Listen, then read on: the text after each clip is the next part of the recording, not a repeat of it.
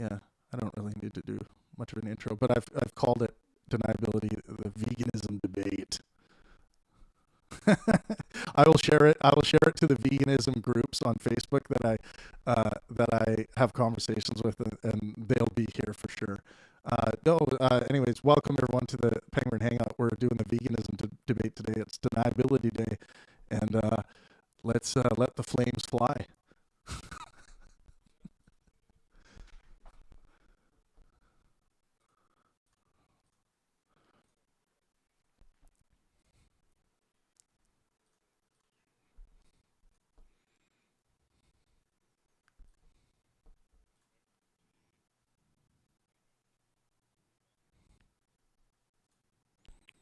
And I think it's potentially first timer episode for Flounderish. Flounderish, welcome.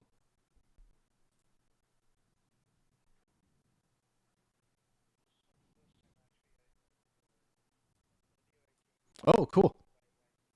Oh, okay. Yeah, cool.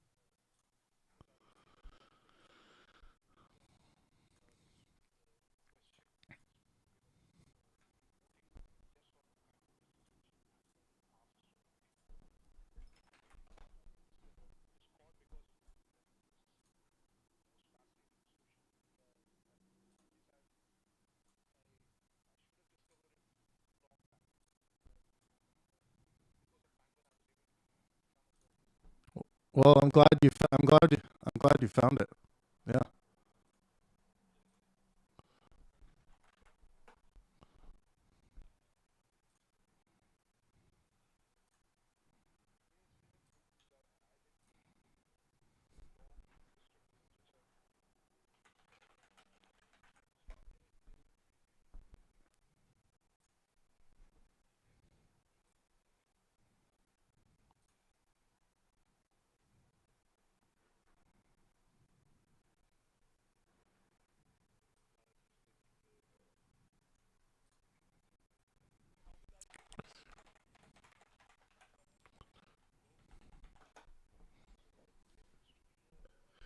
D yeah, so you send a DM. So you send it in a DM.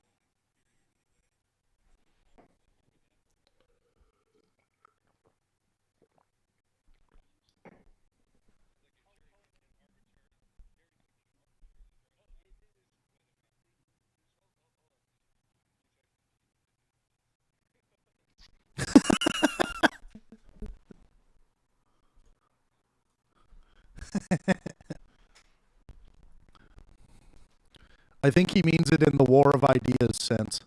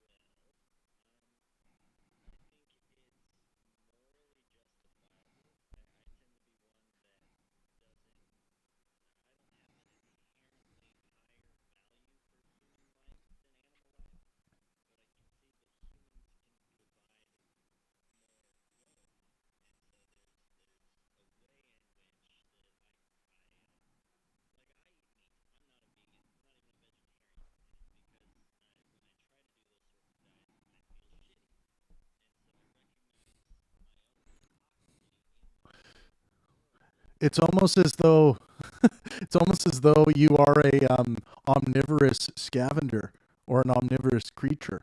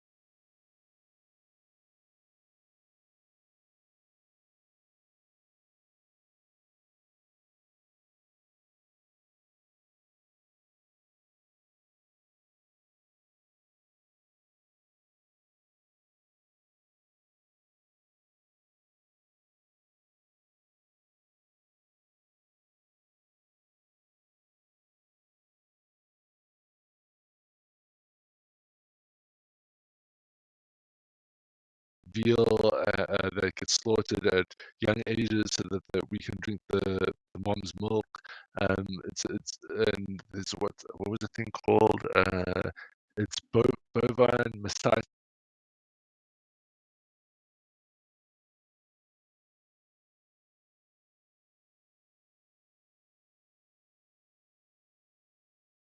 The leather products, but that's part and parcel of the animal being killed. But it just seems to be the case that all the products that we use in our current modern society resulting from animal farming comes hand in foot with a whole host of harm that we just don't need now.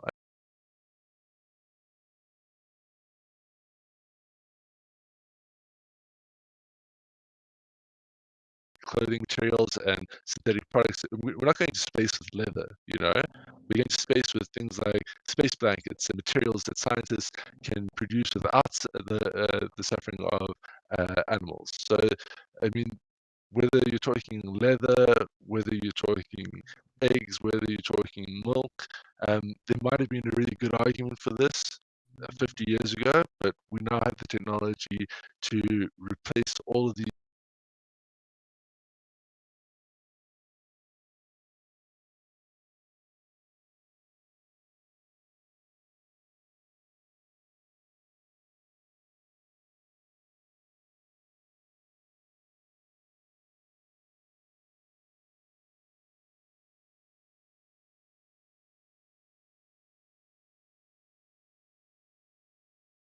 Now, recent discoveries in taste profiles of various fermented vegetables have allowed us to create the burger, the I forget what it's called. It's the Unreal Burger or something like that. But it's entirely Impossible Burger, Beyond yeah, the Impossible Burger. It's entirely vegan, but everyone that I've seen taste this, I haven't had the pleasure because I live in Africa and we're still backwards. But everyone I've seen taste this says they can't distinguish it. It tastes like a burger, like a beef burger. But yeah, so that's my bit on animal welfare. I think in the previous one we did too many points too quickly. That's why I wanted to separate it out.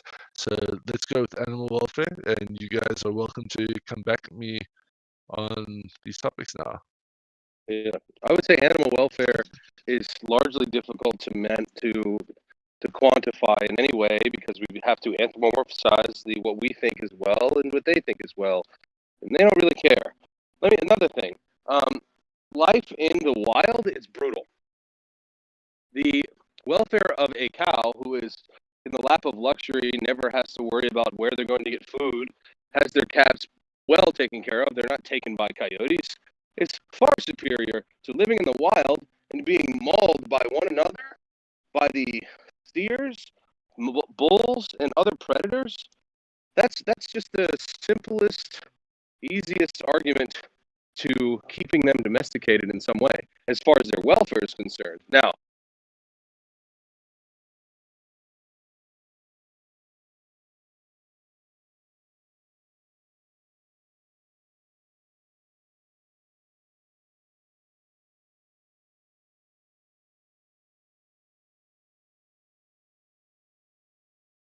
Keep our own welfare because yeah, that's what I'm saying. The welfare point is, I would say there's that right there. I mean, look, if there's a very good example of this in The Matrix, right, where Joey Pants says, "I don't give a shit if it's fake. Let me go in there and eat a steak," because he doesn't care that he's free.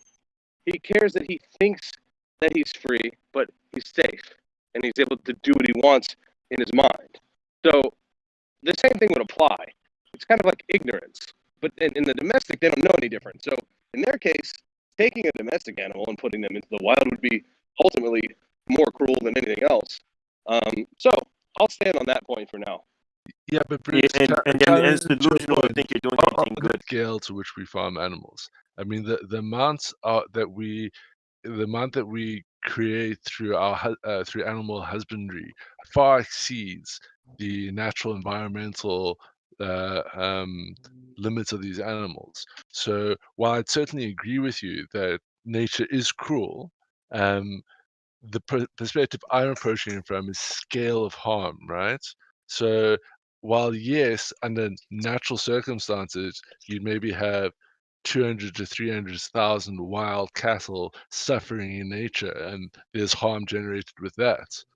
But the reality is, with human factory farming of cattle alone, I think the number is in the hundreds of millions of heads of cattle that are abused and experience experience either long-term or short-term suffering in the production of dairy or meat products.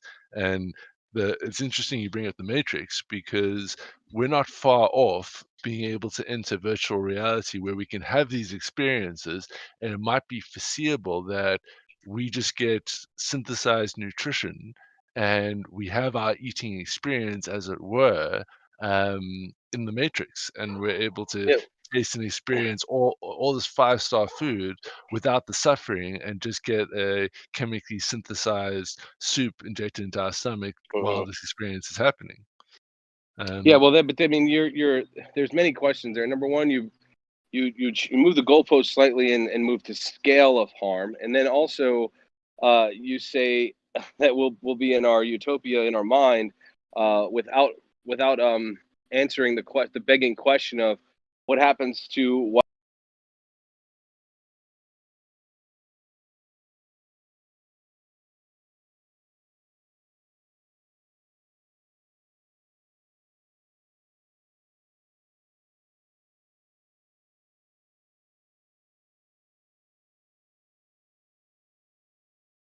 Would result in even more death in destruction. If you look at what occurred in the machine age in the Matrix, there is no animal life. There is no plant life. So there's nothing to preserve in that world. So that question is off the table because animals wouldn't be an issue in the Matrix scenario. No, but so that would be my response to those. No, but the Matrix scenario isn't a end result of the machine age. That's a result of human beings going through efforts to specifically blot out the sun to prevent the machines from charging through solar power.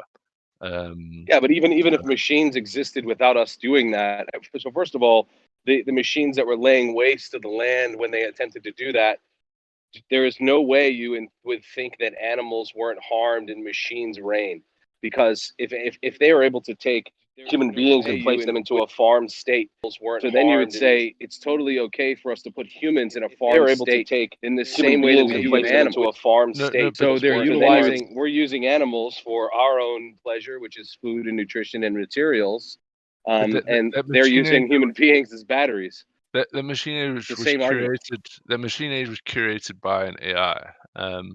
I'd like to think that we are capable of curating as human beings. As an example, the Kruger National Park here in South Africa is a massive park that's predominantly in South Africa, but it also forms part of Zimbabwe and Mozambique, and I believe Botswana. So it's a massive nature reserve, and the game rangers in the park, they track all the wild animals in the park. They ensure that there's no disease or any danger to them, and that they have the best natural environment they can have, as it were. This is fundamentally for the pleasure of human beings to go enjoy the wild experience and to be able to drive in a truly wild part of Africa. But my only point in raising this is to say that you're taking it to the extreme of a full like technologically industrialized age, where we clearly have the know-how now to preserve nature in the ways we'd like to preserve it, for our own pleasure. So it doesn't have to be that extreme case scenario. But you're still not addressing the main thrust of the point that I'm making in this, is that I don't accept your choice to eat meat as anything mere than taste preference, in the sense that we do have the technology. Well, I thought we were still in well-being. Well. So we can get to biology if you're interested. That's a different discussion altogether, because the biology is something I have real authority in. We're talking about animal well-being here, right? And we can get the nutrition we need. Most people, I understand. Okay. Well, That is a lie. let's put a pin into that until we get to diet and health. Would anyone else like to have a challenge at animal welfare? You wanna challenge? Yes. Hang on. So, in your first statement, before you and Bruce got into it, I remember you saying that basically there's no reason why we should still have these farming standards that we have now because we can synthesize chemicals. But I think the fact that we have access to this ability to synthesize chemicals, and I should mention now that was developed in capitalist societies, that the fact that these capitalist societies have yet to get this sort of thing to a mass manufacturing standard, I think goes to show that it's not quite there yet. And I think acting as if we can just switch without any sort of build, like it'll take time to build the factories, if that's even possible right now. We're probably still working that out. Like the ability to really make enough fully synthesized proteins that fully actually nourish the body is difficult. It's difficult, and I don't think we're quite there yet.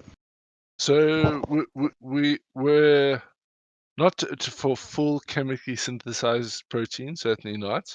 But there's just a couple counters there.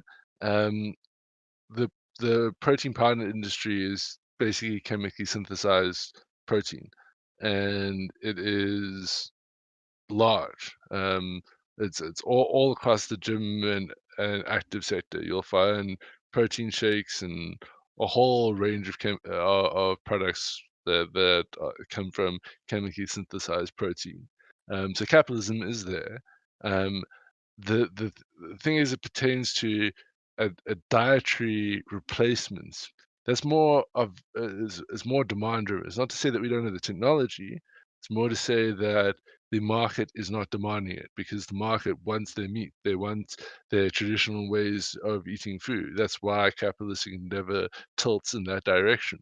And as an example of the sort of psychological shift we'd require to create demand for capitalists to provide, is we'd have to get mass buy-in. A good example of this is you went to pick the capitalism route, not me. Pick capitalism with me.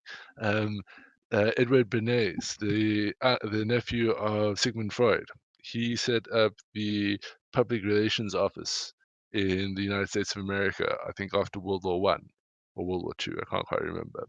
And he was very successful in pushing propaganda on democracy and peace and all that jazz. And as a result of that success, he was hired by the corporate sector to use Sigmund Freud's psychoanalytic techniques of mass propaganda on the mass populace for consumer ends. And his first project was to convince American women to smoke cigarettes.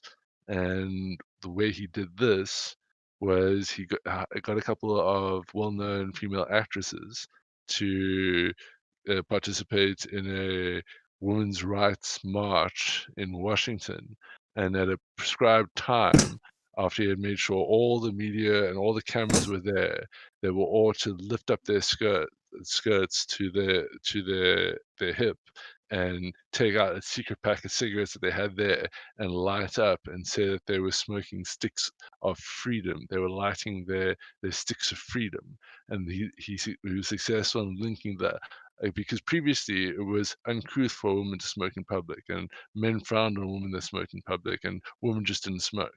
And through this single act and the right publicity, he was able to convince, to link the concept of freedom and women's empowerment to smoking. And he convinced women across America to take up smoking. to the big thanks of British American Tobacco. So it is foreseeable that we've done in the past. We clearly know how to institute mass propaganda.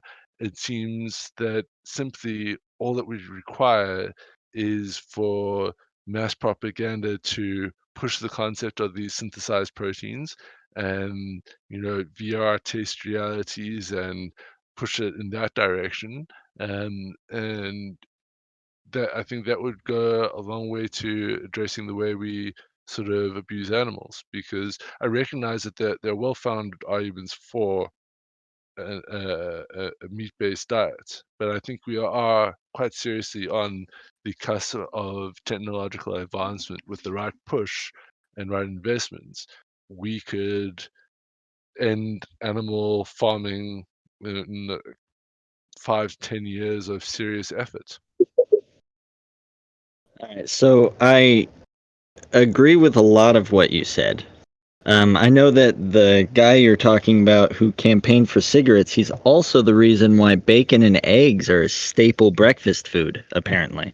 Yep. But Edward so Bernays, he's the OG marketing gangster.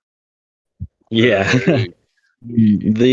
The place where I would disagree with you is where you said there's not a demand for a completely healthy non-animal meat-esque solution to this sort of problem, because there are countries whose main population is vegetarian and vegan. Like India alone has enough people in it to justify this sort of market to happen. And I think in America we have a huge population of vegetarians and vegans and people like me who would switch over if that sort of thing was possible. And I don't think, first of all, I think you it was a while ago, but I think you agreed with me that we're not quite able to synthesize the full nutritional benefit from No, you have to separate my personal viewpoints that you've heard prior to what I'm arguing right now. well, no, I mean earlier in this conversation you mentioned you agreed with me that we might not have the ability to synthesize every protein that we would get from meat. Am I incorrect? Yes, yeah. So I mean, it's clear, but I don't know how to get into that without getting into diet and health. I want to stick to animal welfare because, and I know there's a lot of overlap, but I think animal welfare, environmental, and diet and health are the best way to separate out these arguments. So I just want to get through animal welfare as much as we can, and then when we get to diet and health, if we want to bring back animal welfare into diet and health, we can do that. Okay, well, before I give up the mic, I want to say that I think the welfare of the human animal maybe not always should come first, but I think just the nature of our society makes that the most ethically viable option. And so to until we have the ability to fully not to bring it sorry to bring it again back to nutrition and all that, but until we can fully satisfy that side of it, I think we are where we're at. We're getting there. No, I do think we can very much get into it with nutrition. I mean, I hear what you're saying, and I think I may be able to convince you then. Hey, cool. But Loki, Founderish, Nivik, welcome to the chat. Nivik, I know you wanted to get in. Any animal welfare critiques? So what if you could get around, so the issues, the welfare, if you can get around that, then you're okay with it. Like if we treated the animals nice, then eating them would be okay. Because Bruce made a good point about how, we're actually being more kind to them compared to the wild. But then you said, well, we're creating them just to eat them. But if you're against creating them, then you're denying a life of an animal, and that in itself is kind of cruel of their existence. So can I finish? You grow them, you have them live in treating them nice, and then you eat them. Yeah, but that's not how we currently farm them. So if you're waiting for them to die of natural causes and then eating them, then I guess that would be I'd be okay with that. But that's not how it's happening in reality because I The can't. natural cause would be us eating them, No, just like animals would eat them in the wild. no, the cow can live decades. And animals in the wild do live decades. The reality is Until they're eaten. to meet our current meat demands, we slaughter them within 3 to 6 months. They're not even around for a full year. So Okay, so having the animal be born, then not be born.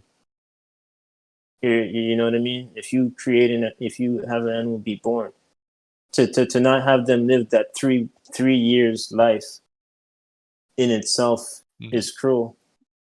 Yeah, but I understand that these animals aren't like put out to pasture, right? I mean, fact in farming, that's a term. You put an animal out to pasture as a kindness, and you allow it to die of old age and natural I'm saying circumstances. denying the animal's existence in itself is kind of cruel, even though that existence is short. You can have them be born and have them But be humane towards them until you kill them and eat them. I suppose, but I'm not quite sure we could produce the levels of meat that we currently produce in that fashion. Because I mean, you look at Wagyu A5 beef. That cattle is Your transition is unrealistic too, of transitioning completely to vegetables. well, no, we'll get that with diet and health, but we're just talking about animal welfare here. And perhaps we should do diet and health next, because I think my separation is a bit too much here. But just to address your point on if we could create this environment, this environment does exist. And I Can you do kill them recognize that. humanely? This environment exists in Japan. When you're talking about like Kobe A5 cattle, to get the sort of marbling gray that you have in the meat, these cows live 100% luxurious lifestyles. They go so far as to make sure that there's no stress in the environment, because the stress changes the way the fat forms in the animal. So Cortisol, it, it's not it, good. yeah, so they're slaughtering them humanely. So this environment does exist, but the sort of resource dedication to producing that meat is disproportionate. The cost of this meat is so high that it's not feasible for everyone to consume meat like that. And then the sort of resource cost to producing animals of that caliber, you could produce a lot more food if you focus on vegan methods. How do we kill cows? Don't we do it humanely? It's not Um, like we torture them so to death, right? it does vary per industry and vary per country, but the most worrying practice is a practice of factory farming. When you're talking about factory farming, there's two worrying practices. One is the animals are born and they don't move at all. They just sit in like a pen that's enough for them to lie down in, and they get force fed, and they get given various things that expand their appetite, so that they're just fattened from the day they're born. They never see any pastures, they never go outside, and that's worrying, that's harmful, and that's basically like lifelong torture. And then once they come to the end of that period, then they are taken to slaughterhouses, and they're slaughtered en masse in ways that they know that they're about to be slaughtered. There's a lot of fear and panic, and a lot of like cortisol and stress and all the sort of negative things that makes meat taste bad. Really? That all is happening in the process, and like they literally get put up in lines. And I think the most humane of factory farming gets is they'll put a dart gun to the head that instantly goes into the cattle's head and then kills them and they drop dead. But even that is problematic if they're doing it in a mass room, one cattle at a time, because the cattle are seeing each other die, and it creates like mass hysteria, then panic, and you should hear the sounds at these factories. It's gruesome. There's really no other way to describe it, and that's the most humane. But these bolt guns cost money, and they require, I think they require big compressor machines to build up the pressure, and well, I don't know that to be true, but like there's some added expense to it, and in lesser scrupulous butchers will use like I know this was one case of pigs being mass poisoned or something, with something that wouldn't ruin the meat, but the pigs would like suffer, and it was just cheaper than putting a nail gun to the head or something like that. So yeah, there's a whole shitload wrong with the way we currently slaughter animals in the factory farming method to produce the levels of meat we currently produce. I mean, it comes directly to price, right? So in Japan, you have like one farmer, like the Miyazaki Wagyu. Yeah, there's one farmer who raises like 5 cows a year. 2 of them are virgin cows, and those cows will go for slaughter. They'll be given the very best food. They'll have cooked rice. They'll have beer. They'll be massaged. They'll have their own private pastures. They'll be constantly groomed and treated very, very well. But you'll only produce 2 head of cattle a year, right? And this cattle is so expensive. I think it's like $750 a kilogram, right? Compared with factory farmed cattle, which somewhere around like $4 to $5 a kilo. So the resource investment is.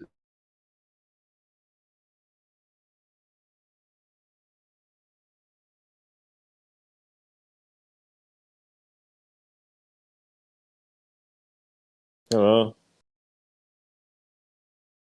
Hello? I can't hear you. I Yeah, got I cut was. off too. Hello? Testing. I lost audio and just dropped off and rejoined a minute ago, so there might have been a glitch of some kind. Yeah, it seems like we all dropped off for a second there. Oh, Oh. and the menu doesn't show dropping off, even though I lost audio and checked a couple things and didn't get any back until I manually, disconnected and reconnected. Oh. Yeah, I didn't I'm know on like mobile, that. so this happens all the time.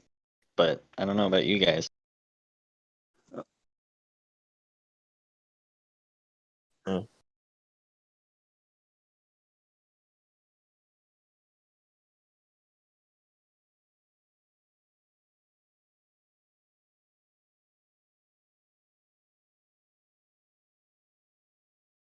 By the way, when you're sending out messages, Travis, because I know you DM'd me, it'd be nice to have a little bit more clear indication of what it's about. Because, usually dealing with multiple things at once in different directions, and I didn't know if you're talking about a poll or a live feed or what.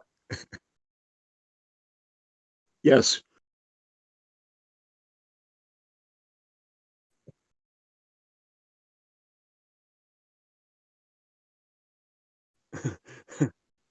That was, shall we say, less than clear.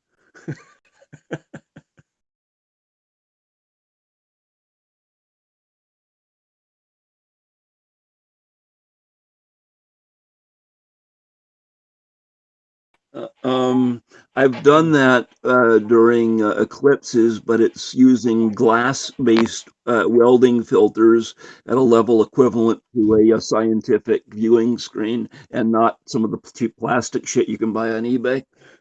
Sorry, guys. South African internet. So yeah, I was pretty much finished with my point there, Nivik. So yeah. You were gone. Yeah, But then again, I mean, I think it ended on like for the price of factory farm meat versus the price of Wagyu, and the disproportionate Now, resource Yeah, investment. that was quite a dramatic story of the cows with the cow, like all Yeah. that going in their mind of.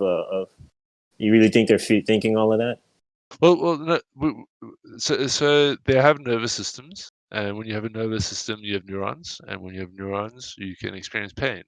And like I'm sure you can check out on YouTube. There must be videos of this shit, but like you go to these slaughter factories, and you hear these cows screaming and wailing and crying. I mean, just the other day, I was going to the shop, and I live in a rural area here, and some guys were slaughtering a 6-month-old calf, a 6-month-old cow, and the bull, who was clearly against the father, was like 50 meters down the road. And the reason I noticed is I was driving by, and this bull was going crazy. And I was like, what the fuck? Like, because usually you drive past these roads and these cows are like chilled and grazing, but this bull was like charging up and down. And I was like, what the hell is going on here? And I kept on driving, and then I saw that there's these 3 guys slaughtering a young calf. And like, so I mean, you witness something like Okay. that, So it's and impossible to be more humane yeah, conveniently.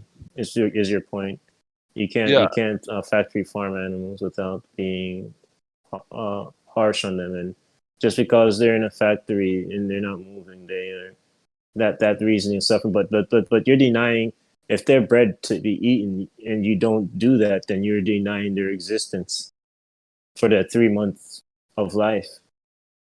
yeah, And but that in itself is cruel, and yeah, the animal world will be cruel to them. no, the animal world isn't that cruel though. Like, I mean, the animal world is cruel. I'll grant you that, but like, it's not as cruel If you as put a bunch of cows out in the jungle, what do you think's going to happen? no. Look, it's a bad argument from the perspective of we've domesticated cattle to the point They'll be where they gone, can't all of them, survive in the wild. 100%. Yes, no, but like a better approximation would be kudu. Is wild kudu? They're known as the cows of the wild because the meat tastes almost exactly like beef. Um, they seem to survive just fine. And even though they can die in horrible ways, a lion mauling them, they'll have like a couple of years of life before that happens. If they don't die to disease before then, but at least they'll have 2-3 weeks of pleasurable existence. The mistreatment to The animals. way we raise animals for meat, for the most part, requires putting them in a box that barely fits their Okay, I get the size. suffering. I get the suffering part. But the And mistreatment to animals by us, it is considered. Why? Because we consume the animals. So based off of that, you're not going to want to do that by how you take care of them and how you feed them, and by them being fearful, because we don't want to eat the cortisol of the animal that comes from the stress. here's the And thing. we do consider the cortisol levels of animals in not wanting it Yeah. to be high because we eat those animals. Yeah, but we change the flavor of it through curing meats and processing it, and putting lots of spices with it. Oh, that's You me hungry, man. you hide the bad flavor. This is why like A5 Wagyu is considered No, so cortisol is good. not healthy for you. It's not the flavor. Cortisol is not healthy. Where do we Yeah, post in relation to this conversation? you can post in live Pangburn philosopher. I don't Who see that. I else? see live Pangburn Hangout. There we go. I told you there. Guys, posting in the YouTube chat on the live YouTube link is much better because that's where people are listening. Well, I'm in Discord. I True. want to post a meme. Oh, okay, yeah. Yeah, whatever you... There's a meme text channel, but there's also a Pangburn Philosopher text channel just above. Have you posted a I've asked this question before. I want to be thorough because I've had this. There's a live Pangburn Hangout channel. There's not a live Pangburn philosophy channel for posting that I see. Yes, there is. It's right above the voice channels. I tagged you in it.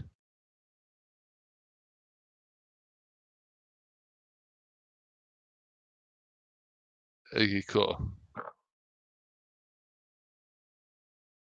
And Thank I you. can see Mparky. Mparky can join us. So I'm just reading the YouTube comments. How vegans think animals die. Yeah. So no, I'm not gonna accept those straw mans. We're gonna get into it. We're gonna get into it. By the way, in the Pangburn chat, I just posted the live YouTube feed. Go open it and put it on mute. We want more viewers.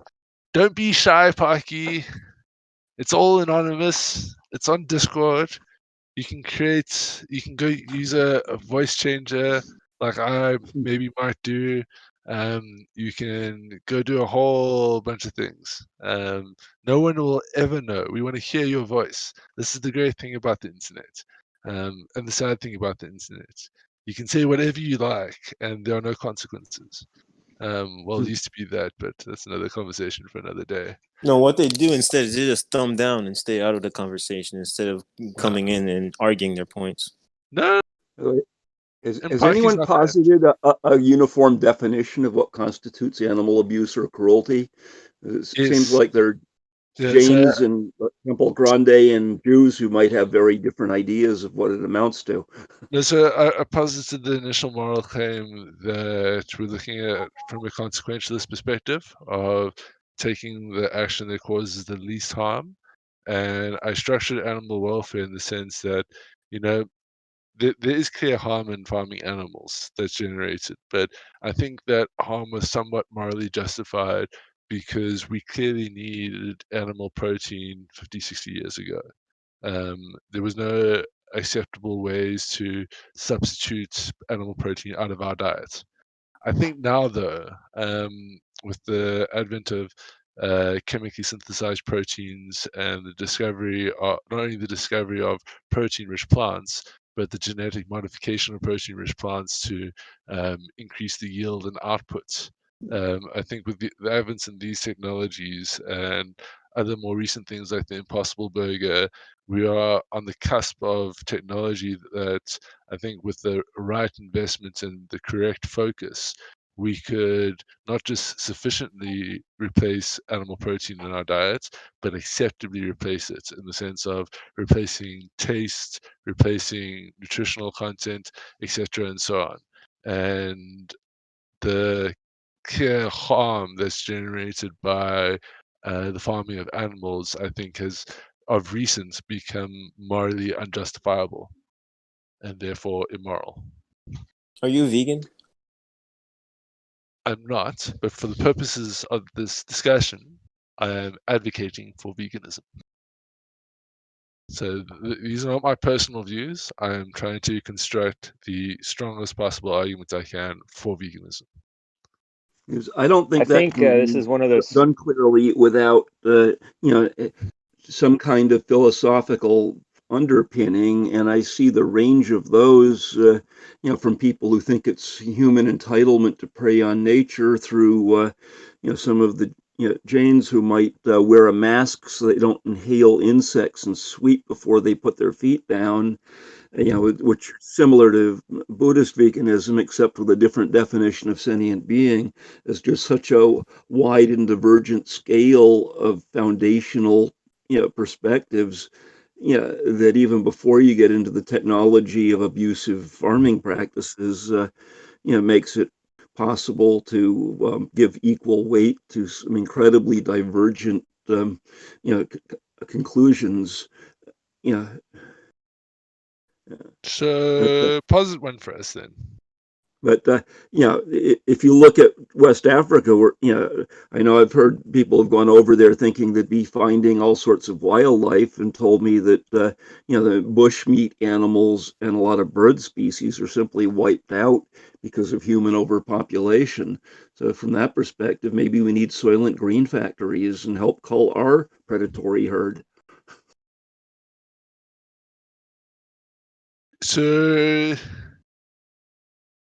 the purpose, the structure of this discussion is for you to challenge me and tell me why veganism is wrong. I'm looking for arguments along those lines. It sounds like you might be a bit pro-vegan there. Well, I think there's a wide range of human genetic development regionally on different food sources, and some people seem to do better on a quote dirtier diet that gives them more resistance to environmental hazards. Ideologically, I think veganism is fairly easy to support. I think that some of the people who claim that everybody should be veganism, like the faux Buddhist animal rights folks, tend to be a bunch of nutcase kids all too often. But the animal organs seem to concentrate toxins, and veganism seems like a cleaner, dietary input than that. But that seems like it's useful to people who manage to live compatible lifestyles, but people who are in places or activities where that doesn't help them build up environmental resistance don't seem to do so well. Hold on. Let's just take a step back here. So I'll be making the argument for veganism. This isn't an open mic discussion. So the initial point we were just discussing is animal welfare. The other subgroups are environmental arguments and diet and health arguments. So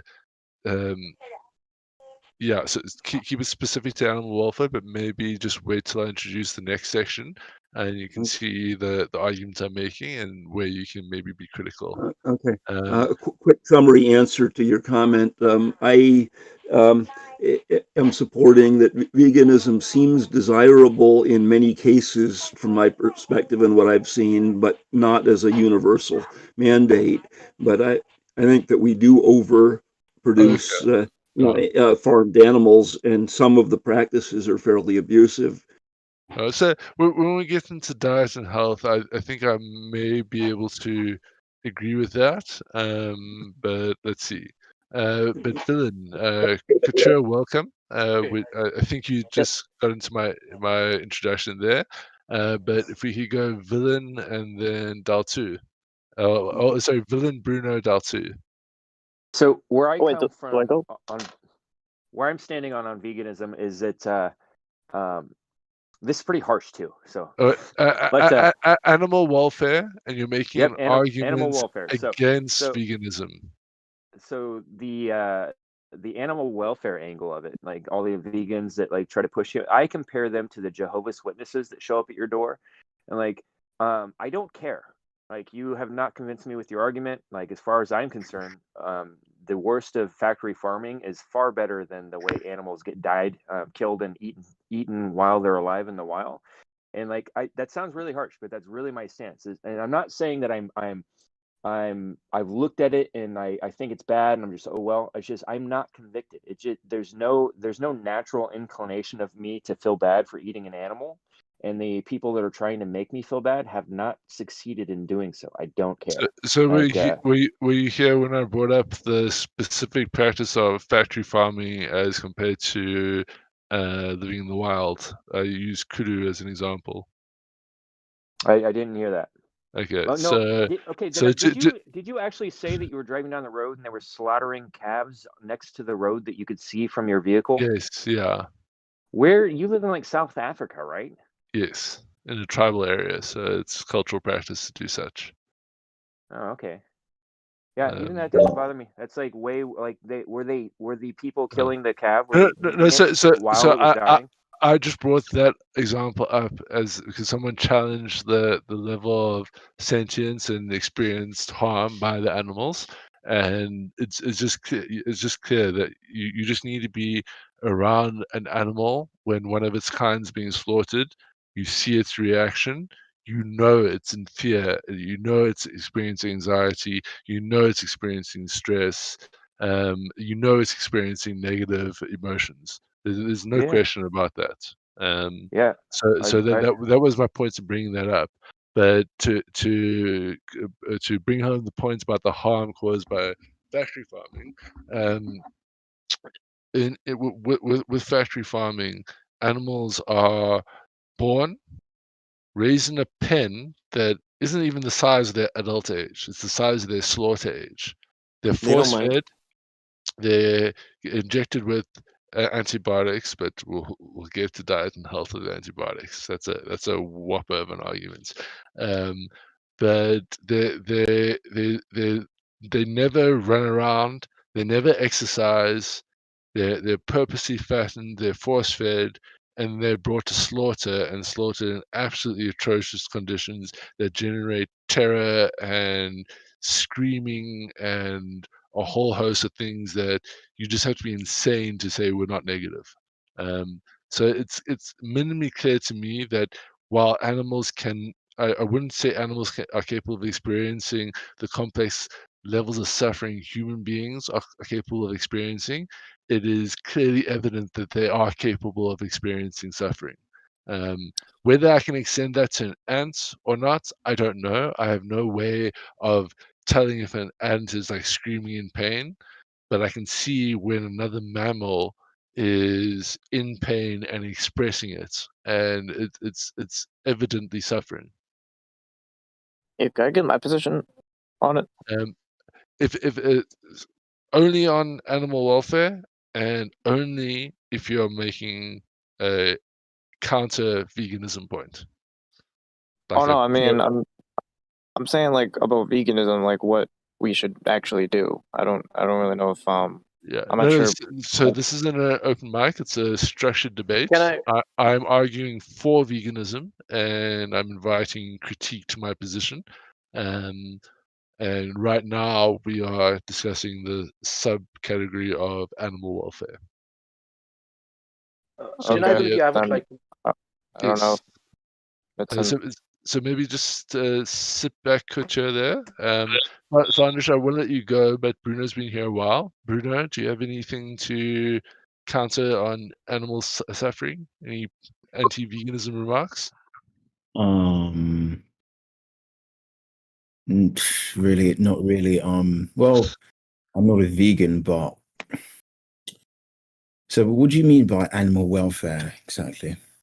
So more broadly, to go back to a point you weren't here for, if we were in the 1950s, it's clear to me that we need animal protein in our diets for the sustenance of the human species. And I do put a primacy on the human species. And we had no way of acceptably replacing that animal protein in the 1950s. So the harm generated to animals in our farming of them was morally justified in that sense. But now, in 2020, we've got chemically synthesized proteins. We've discovered and maximized protein-rich plants. We now have the tools about us to effectively replace this animal protein in our diets. So the animal suffering that is clearly evident in the way we farm animals is no longer morally justified, and therefore eating animal protein is immoral. That's the general gist of the argument. Why is it not morally justified? Why? Because make that claim to me. Because I just did. You're creating levels of harm in terms of animal suffering, and while animal suffering is lower than human suffering, I can get on board with animal suffering if it is morally justified in the sense of sustaining the human species. And in 1950s, that was very much the case. In 2020, it's not the case anymore. I think they suffer worse when they die in the wild.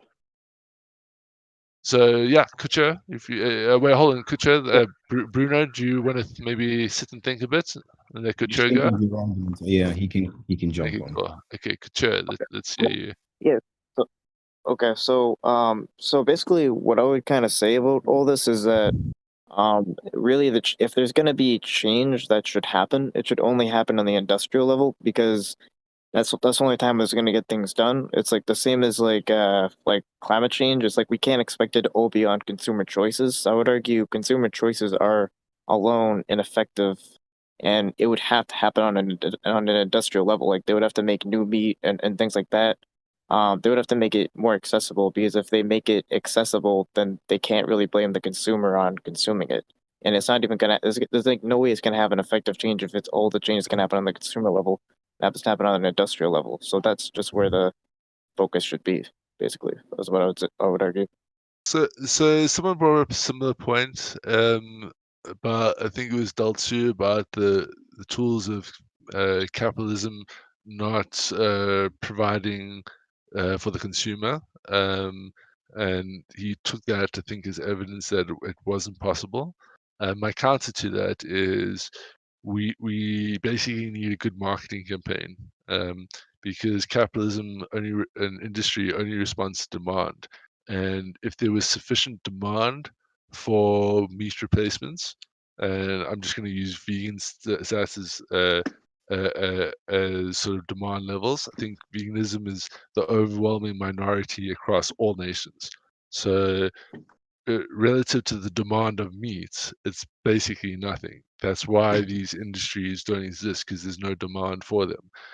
But I believe with sufficient rational education endeavors, we can accomplish that mind shift and create that market demand and shift the gears of industry, as it were, in the right direction. Well, like what they would have, I'm saying what they would have to do is they'd have to replace meat. Like they're kind of beginning to do that. Like in certain areas, like there's something, I forget what it's called, but they're like making meat and things like that in the lab.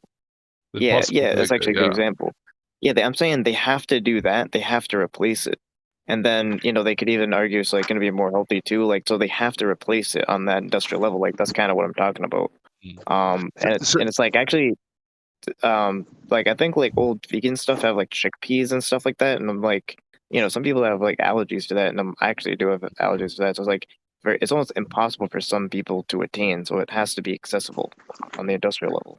I do have I think a reasoned argument that diverges a little from veganism, but I've made it in the hope of being consistent and convincing.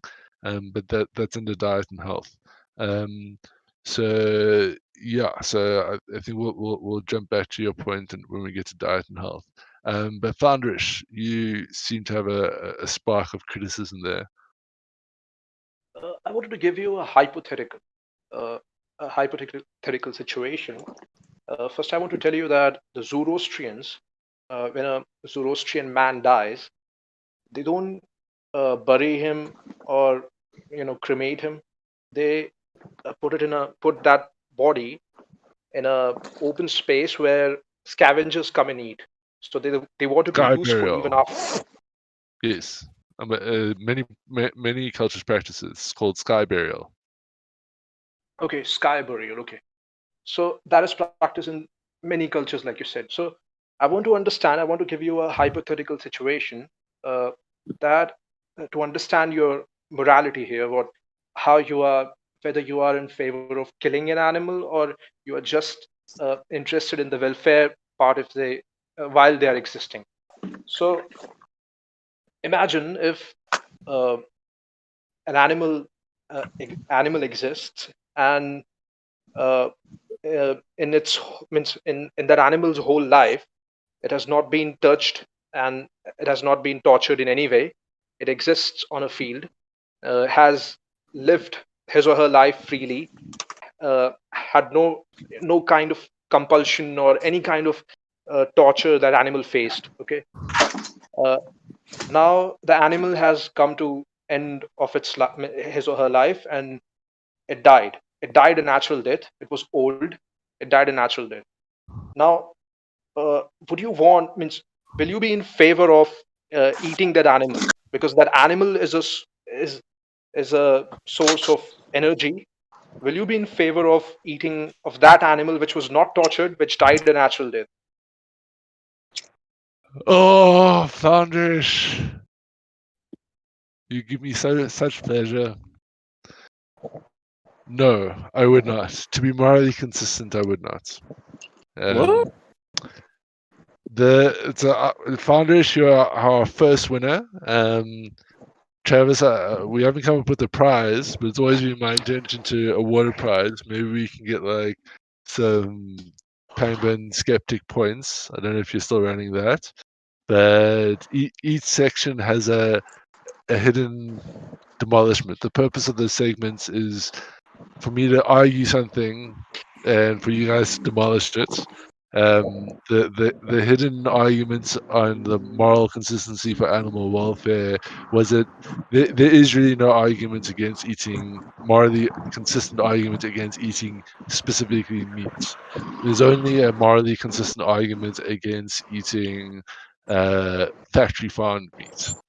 So thank you for your hypothetical, Founders. Thank you for bringing it up. We'll find a way of providing you with points, but I was hoping someone would bring that up.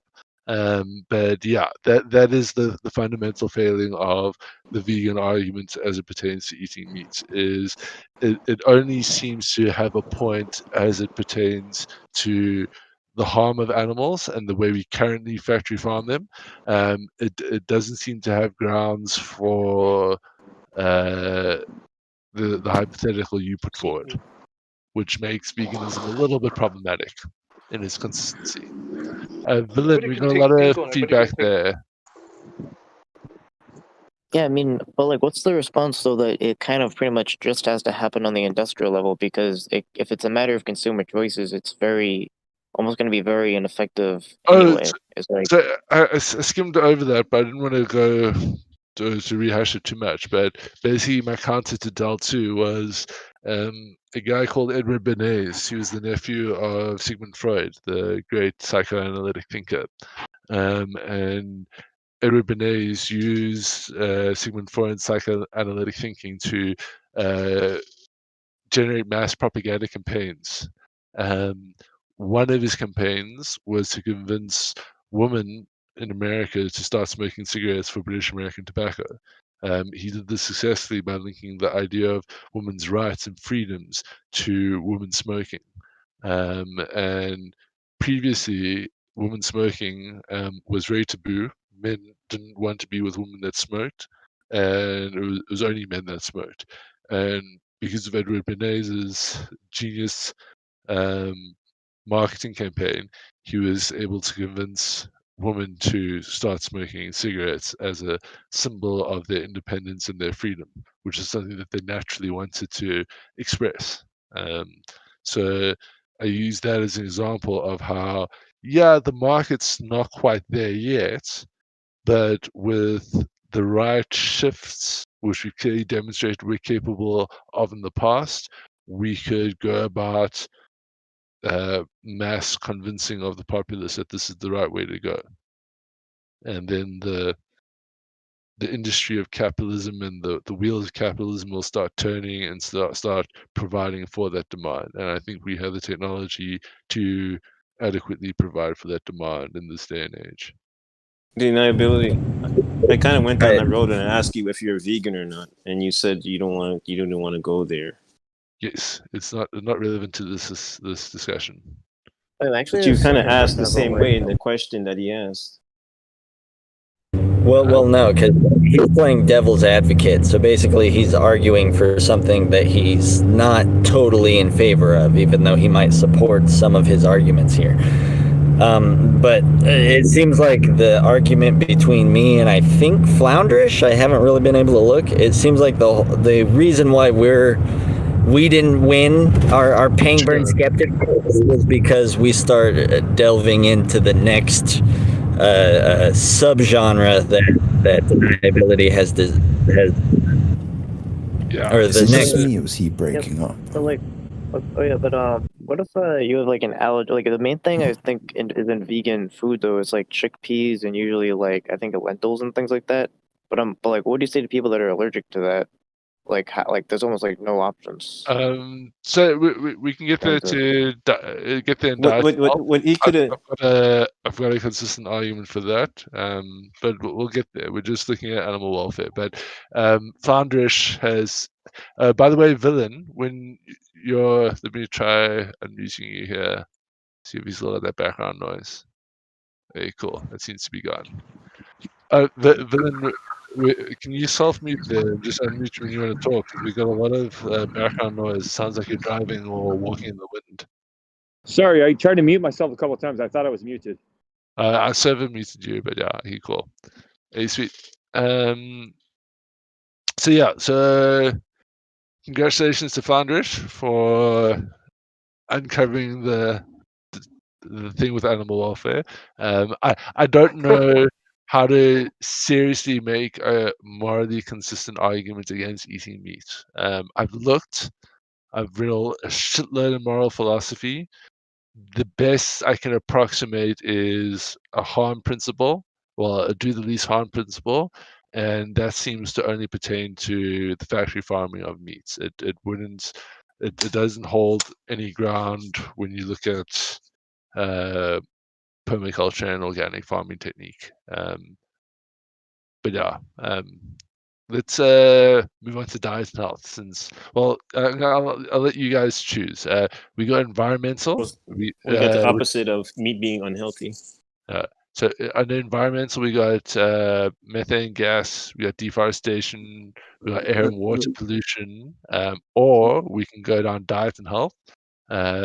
We're talking about a vegan diet, supplementations, and sort of a couple subjects we've touched on with as it pertains to animal welfare. But yeah, which way would you guys like to go?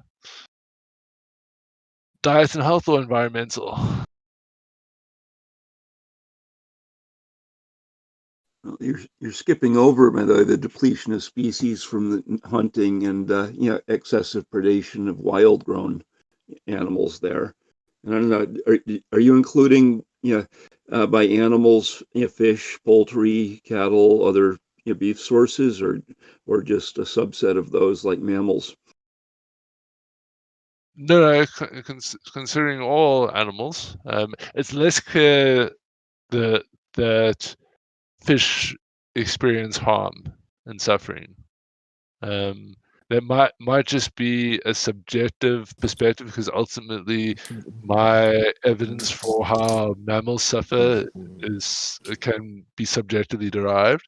I may just not understand pescatarian, well, not fish. What's the Latin word for fish? Forget it now. But I might not understand what a fish suffering looks like. But it's not clearly evident they suffer in the way mammals do. There are different levels of mammals too. If you have some of the small brush meat, they generally seem less developed than some of the larger mammals. But there are certainly some. But they squeal. Some they all creatures that are far more intelligent than others. I don't know. Do we lump marine mammals with fish, or shellfish in with larger fish that have gills and are in the wild swimming around?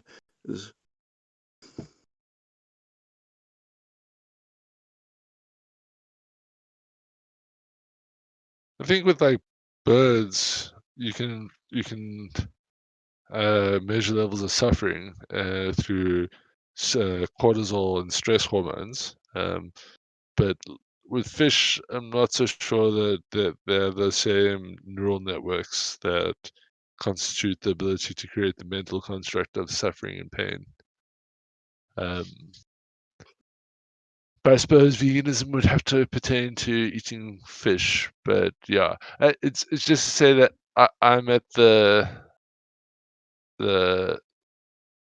end of being able to successfully argue for veganism on an animal welfare point. I think if we were to change our farming techniques, but yeah, no, well, let's not go down that road just yet. Let's go into diet and health. And once we're through the arguments, we can open up to an open mic, and anything that hasn't been covered that you think should have been covered. So if there's any vegans lurking in the YouTube chat and you think I'm doing a poor job, you're welcome to come jump in after and explain as much. But let's go to diet and health.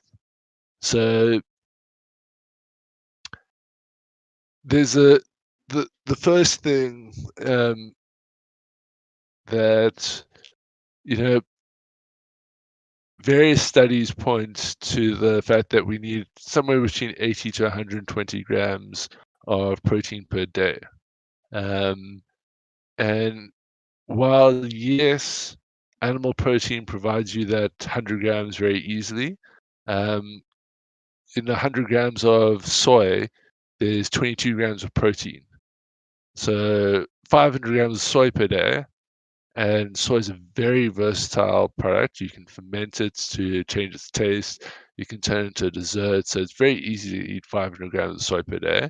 You can get your protein allocation just from eating soy-based products like tofu, fermented tofu paste, and many.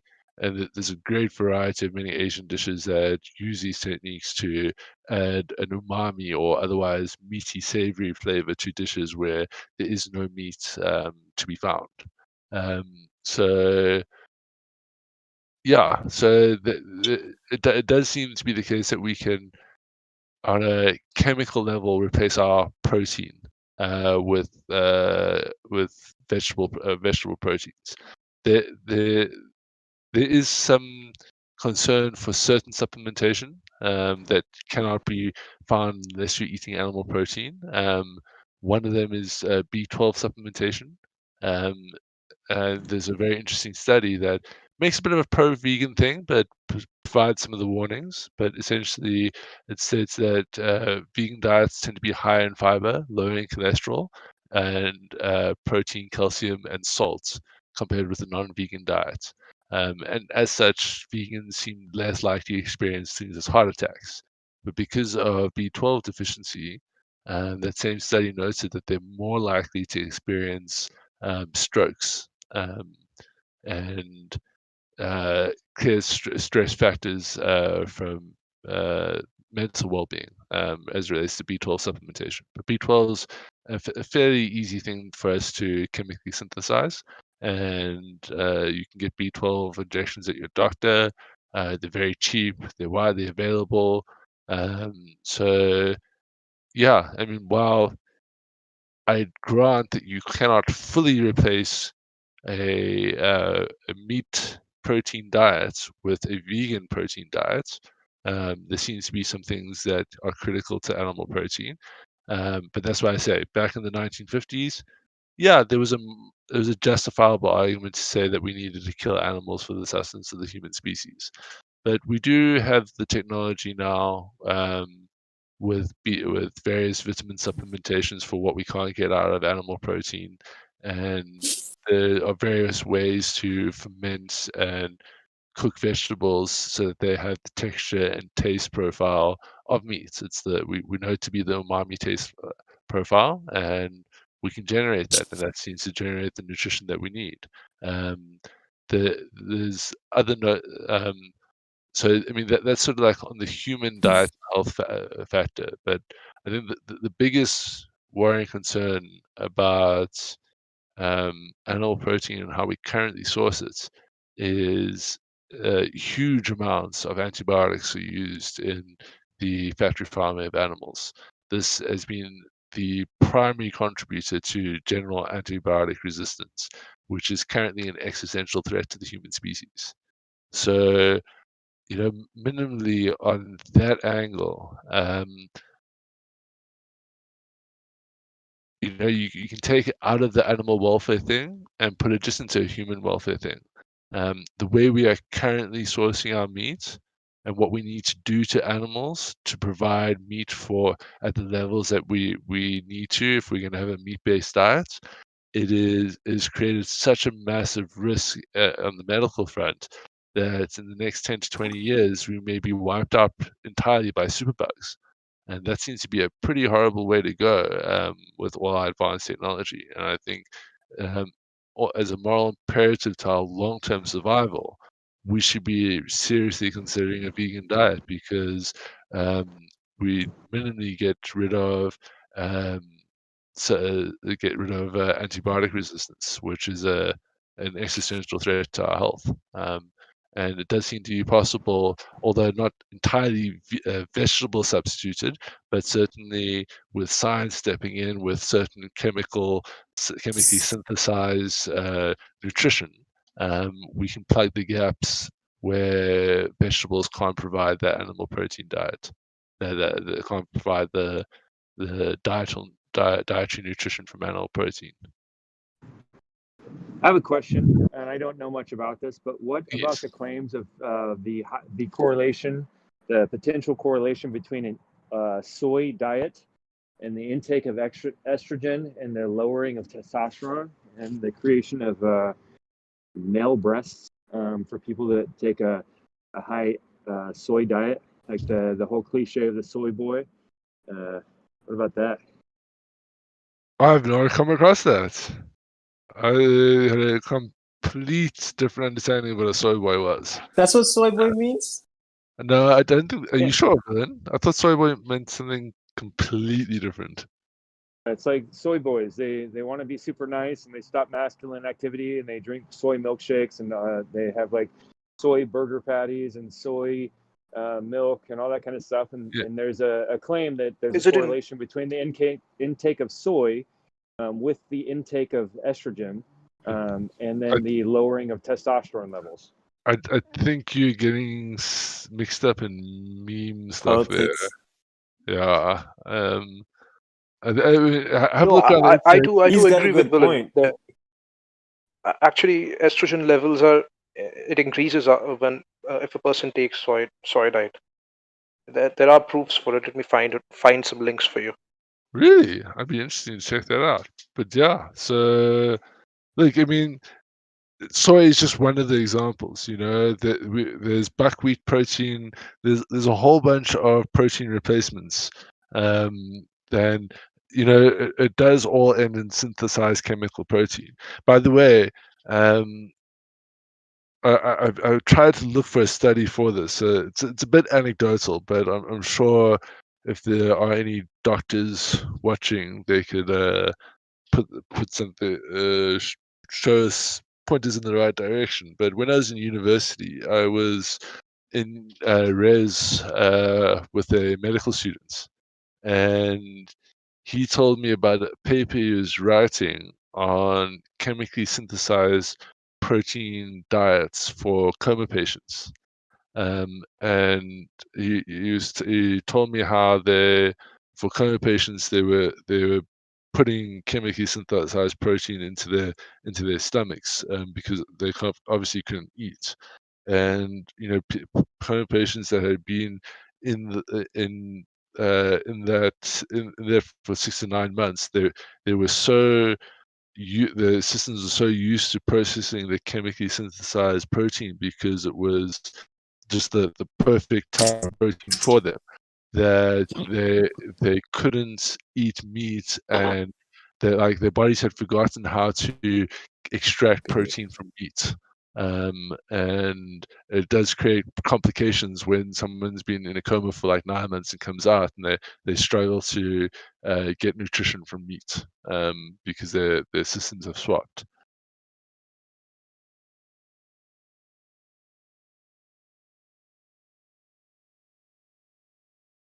So yeah, but would anyone like? Oh, Bruce is gone. Bruce, where's Bruce? This is the section that was for Bruce. But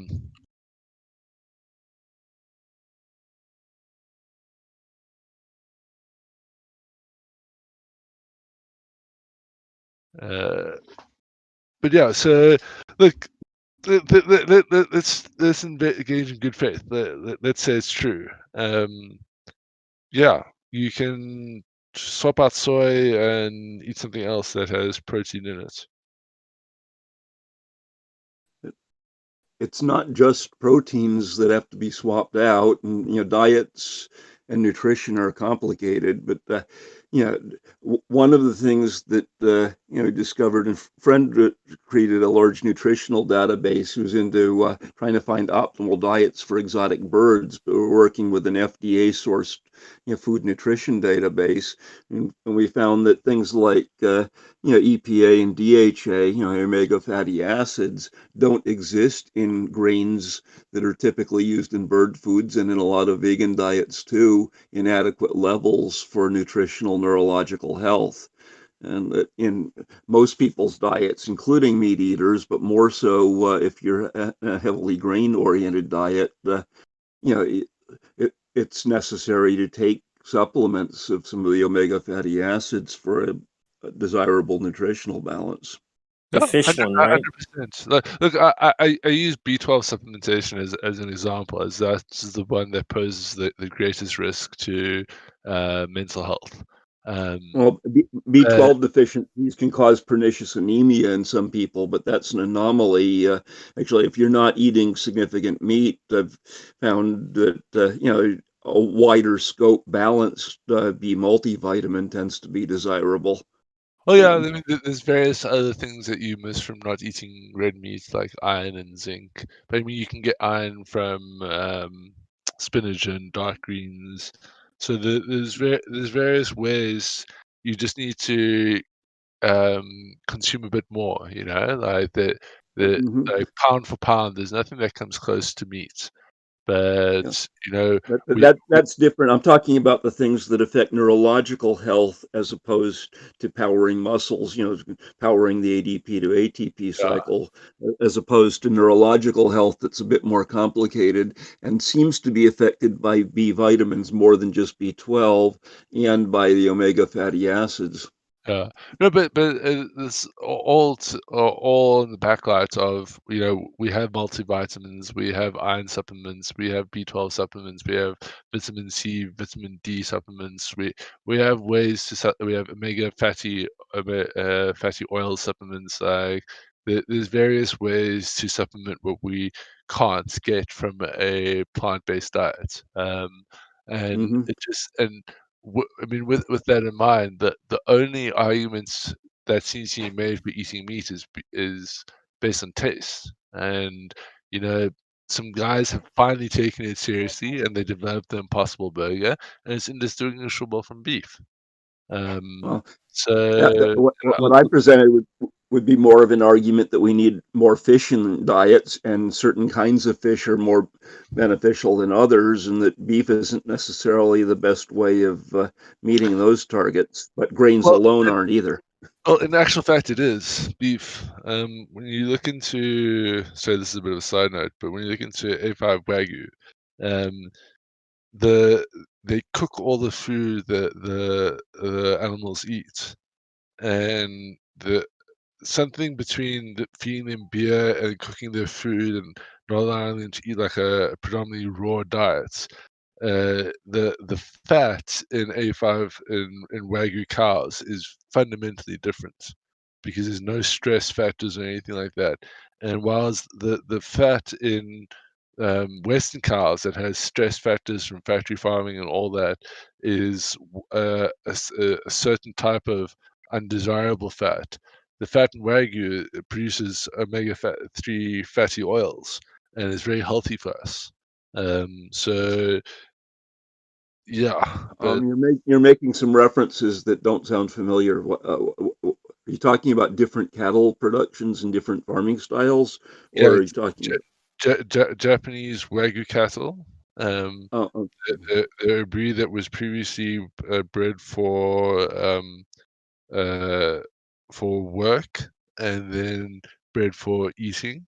And when they changed to breeding them for eating, instead of like feeding them grass and raw things, they fed them like cooked rice and beer and fermented products and various other things into their diet, such that the fat that comes out of these cows is unlike any other fat. It melts at below 34 degrees Celsius, so it emulsifies while you're holding it, and it's the same healthy fat that you get out of fish with those omega-3 fatty oils and all that.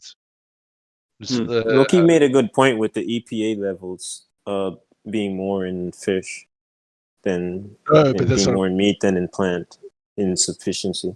Yeah, no, but I don't disagree. Like I said, pound for pound, nothing is better than animal protein.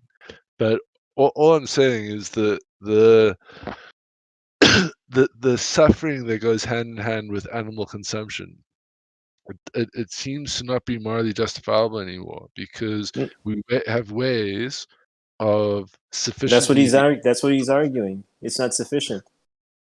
It is. He's saying it's not. The levels aren't sufficient enough. Well, I was just presenting a case about balanced functional diets, which in the health side of things, which is different than any moral, ethical, or philosophical position about the treatment of life. And if you look at the right genes again, this is the other extreme from the naturally deathed mammals position. They will treat most vegetables and plants that get killed in the process of harvesting as the equivalent to murder. They treat vegetables as sentient and eat largely fruits and things that can be harvested without killing the bearer plant. And that seems like a rather difficult diet to balance out nutritional needs for humans optimally. I think the point Nivek was making was a little different. That that it's not sufficient, but like all the nutritional elements that are lacking, we can inject those into the bodies. Like whether it's B12, omega fatty oils, or iron. Okay, so suppose you don't have to eat it all. You can have some patch attached to your arm. Would you be okay with that? Well, minimally, no. Like I enjoy the process of eating, but I'd be okay with that. Yeah, but well, no. Like I do enjoy taste, but here's the thing: like what meat provides in the taste profile, we know to specifically be an umami flavor, a meaty, savory flavor. There are ways of getting around this. Like I can tell you, like my one of my exes, she had a specific condition where she couldn't eat too much animal protein, but she loved that umami flavor. And I'm a quite a talented cook, so I had to find a way to get umami flavor into dishes without using any oils or fats, not even vegetable oils. And just you say, oh, but fry some mushrooms. Most mushrooms are fried in like canola oil or butter or something to like boost that flavor, But as an example, I made this mixture of sugar, soy sauce, and lime juice, and I fried the mushrooms in that with garlic, and it tasted indistinguishable from butter, fried mushrooms, and garlic. So there are ways to preserve with the food science understanding we have now. There are ways to preserve the tastes and textures that we enjoy from meats and replicate that in vegetable dishes. I mean, in Asia, it's very popular across Asia. There are so many ways that they ferment vegetables to provide an umami flavor, such that because they've gone through like mass starvation events across Asia so many times where animal protein just simply hasn't been available, and they've had to find ways of seeking that flavor that everyone's looking for, that texture, that enjoyment without the animal protein. So it just seems evident to me that with the right focus on it and the right design, the right push, there really is no need to be farming animals. We can sufficiently replace it. I mean, the amount of science engineering that's went into that Impossible Burger is absolutely insane. They take soy and they ferment that. I think it's soy or something, soy and a mixture of something, and they ferment that, and then they distill it some way to rinse out a specific protein that is dark red in color, much like a blood red color. And then they put this into like a base of something that's not soy. I think they mix it with rice or something like that. I'm actually not going to go further into it. Like there's YouTube videos on how they do it, but they address all the things meat eaters are looking for, like taste, texture, that sear on the meats. They like add coconut oil because the way it reacts with the base elements provides that sear that you're used to getting when you put meat in a pan. So that's just the efforts of one person going, let's put a solid investment behind it, and then a whole bunch of scientists getting behind it and getting stuck into it about replacing meat. What Are you talking? Are you talking about the process for a line of premium, extremely expensive vegetarian burgers that are intended to try to simulate a meat experience competitively? Because I think I've read about and looked at that, but not in the depth that it sounds like you have. But it seems like that's prohibitive in terms of the cost, and they're trying to hit essentially a Silicon Valley yuppie type customer base. But that's not about anything dietary. That's about a human emotional reaction and about predatory financial systems, from what I can tell. No, the Impossible Burger. That's not going to happen. They're gonna humanely kill animals before they switch to that. They're more figure out a way to do that before, because everything's in animals are in everything. Oh no, they've figured out everything how to do that, but it's a financial. Everything you eat has animal in it. No, hold on. Impossible Burger. Let me see if I can. There are animal products in everything. That transition's impossible. They figure out a way to humanely kill an animal before they completely transition from. Yeah, there's so many videos on how they make the perfect meatless burger, but like this thing looks like meat. That's a real product he's talking about. It's not something impossible. It's something that's actually on the market, but it's a bit of a ploy to try to cater to a certain market sector, and it's expensive. Like completely transitioning over to animals. It's not expensive. So lucky that there are a bunch of vegan burgers that. I gotcha. Before we completely transition over to not farming animals, because everything has animal in it, we probably more figure out a way to humanely go about farming than do that. No, but there's no need because that transition is impossible. There's no need to have animal products anymore. Animal products in everything. No, there's nothing you can look up and don't see animal product in it. We used to make glue from animals. We don't need to do that anymore. We can chemically synthesize glue. We used to use almost exclusively animal clothing. We now have oil-based synthetics and plant-based synthetics and plant-based clothes that are not just the same, but in lots of examples better. I'm just doing a logic. Before the route of not farming animals, it would be easier to just simply go the route of just being humanely towards them in farming them. No, but what thing? Because so much things equate animals into it. Let's approach this the other way around. What thing that you think is so critical requires animals? No, I'm just saying, like, I'm opening up my fridge right now. I'm looking at coleslaw. I thought that was just what do you call it? Just coleslaw. Yeah. And so what in the coleslaw? It's got. You're talking about the mayonnaise, because mayonnaise has eggs. Yeah, there's eggs in there. Okay, have you heard of aioli? Aioli is vegan mayonnaise. Tastes a lot better than mayonnaise. Has no eggs in it. No animal product.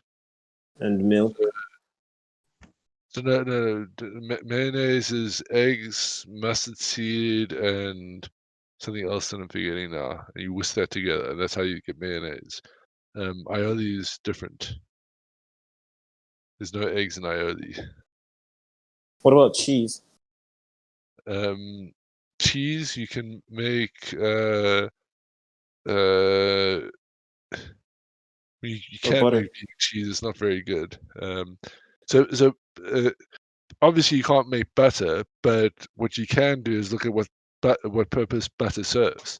It serves as a cooking lubricant, right? You can replace that with coconut oil. What don't are taste your like views coconut on oil. processed food? Your views on processed food, like Such a broad when term, you'd have to narrow it down. so I'm asking it because you're saying that for vegans, you will process the vegetables and make it into some kind of meat for taste, into a form of meat. Yes. So it will require a lot of processing. And other side is that uh, that nutrition for a great, like if the protein is made from plant, it will require a lot of processing. Like you're mentioning synthetic ways of making meat, or let's say protein. So Checkmate. won't that won't that won't that be bad for your health? Can like it will cause cancer, because the animal walking is a naturally born thing, and it will not harm us as much as a processed food will, a processed vegetable turned into something, some weird kind of protein, or you know chemicalized way of making things. So the key thing here, I think, is narrow down process, because when you look at processed, what seems evident is processed meat is very bad. So salt cured meat, any meat that's minced up and put into sausages with too much salt and spices, anything used to like cure and preserve meat, that seems to be very harmful to human beings. While fresh meat in general is good, processed meat is very bad for your health. But interestingly, when you look at processed vegetables, the other side, the other story is told. Vegetables in their raw states, in their fresh states, have very little nutrition available to us. But in various states of processing, through fermenting them and doing other things, we unlock levels of nutrition that were inaccessible without that that processing thing. So processing of vegetables specifically seems to unlock more nutrition and better levels of nutrition for us. So That's not what he's saying. He's saying a substitute for taste of meat. Never Colin, his specific challenge was, what is my views on processed foods? He brought up a concern that processed foods leads to poorer quality foods that are perhaps negative for our health. How I addressed that was, I agreed with him, but when you get into processed foods, all the negative health effects seem to come from processed meat products. And when you look at processed vegetable products, they increase in nutritional value and health benefits. So what, ketchup's good for you? That's not entirely true, and I think you need to be more articulate on details in different cases. For example, a lot of the omega fatty acids that are sold as supplements are extracted from vegetable oils sold for cooking. The cooking oils are made cheaper that way, but they don't have the normal nutritional base that they would have if they weren't processed to extract and sell as a higher price supplement some of the natural content. Okay, hold on. So specifically, when you're fermenting, so like vegetables grow in seasons, and obviously as we want them year round, we've developed ways of preserving them year round. This is the point of processing things. It's why we process meat, and we salt cure it, and we dry it, and we smoke it to prolong the shelf life thereof. Except with meats, we have the option to always have fresh meat. Whereas with vegetables, we don't always have the option to have fresh vegetables because of the growing seasons. So one of the methods that we process vegetables is we put them into fermentation processes. So like I ferment cabbage and I make kimchi, and what you do is you put a whole bunch of salt in it like you would meat, and it draws as much water out as possible, and then you rinse off that, and then you chop it. I slice it with a mandolin, so that's nice and thin, and then I throw in some carrots, some onions, and then from that I'll mash that into a pulp and add a bit of vinegar. And usually the water that comes out from mashing it into pulp and adding still a bit of vinegar puts enough liquid in the right size jar so that all of it's covered by liquid.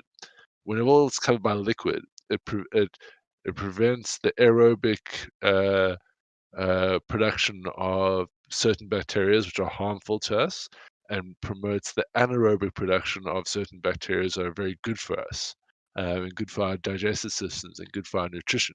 This is the process of fermentation. So this is an example of fermenting, of preserving vegetables that is beneficial to our health. When we preserve meat in the same way by salting it and then then dry curing it, it's very bad for our health.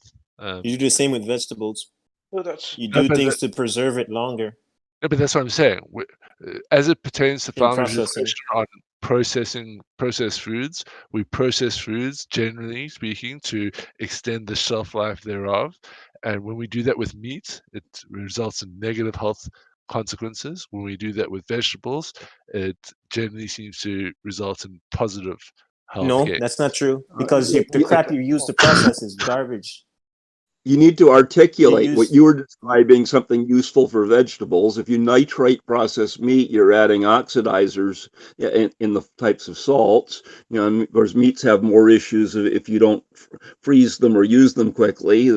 They have saturated fats that turn rancid. Of course, there are flours and there are vegetable cooking oils that turn rancid too. And sodium and It's sugar. a far slower process than for beef, you know, which is far more susceptible to that. But you know, there are timelines and industrial methods where you know, if you can cherry pick you know, differences, and there are general patterns based on the kinds of fats present. Even nuts will turn rancid. Nuts. And by the way, but people make an argument against sucrose being in everything and that not being good in processing food. So there's things that they use in that's vegetables. a bullshit argument. Corn oil is not good for you, right? It's better to use something else like olive oil. No. Sucrose is not nutritionally harmful. We have a lot of obese people who overeat calories.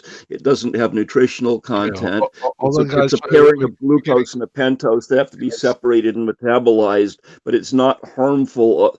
You know, even though there are a lot of delusional Is high health amounts of sugar good for you? Is high amounts of sugar good for you? What high amounts of water? Wait. You guys are going off reservation here. We're talking about veganism. Let me remind you. Yes.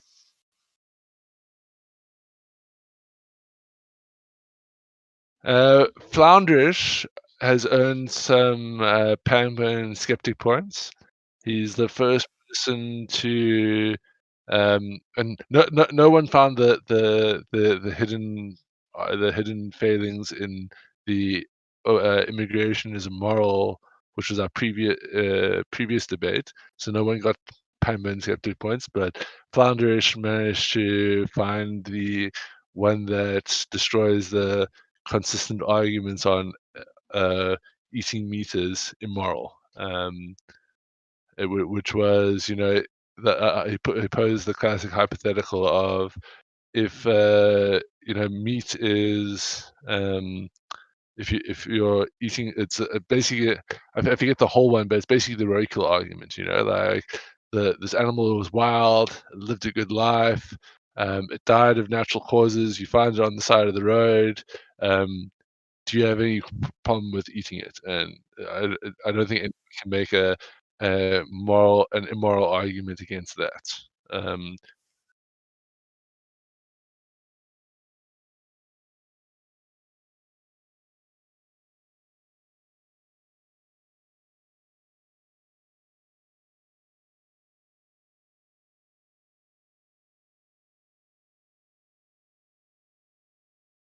Yeah.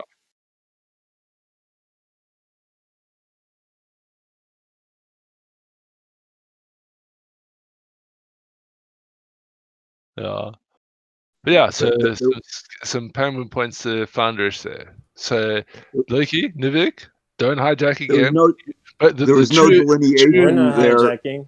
the two of you have a tendency to go down like rabbit holes. No, we're not. We're talking about healthy of vegetables, and I said there's high processed crap in vegetables. Yeah, they put a lot of sodium and they put a lot of sugars Nivek, in vegetables for preserving it. but Just Nivek, like your argument against meat.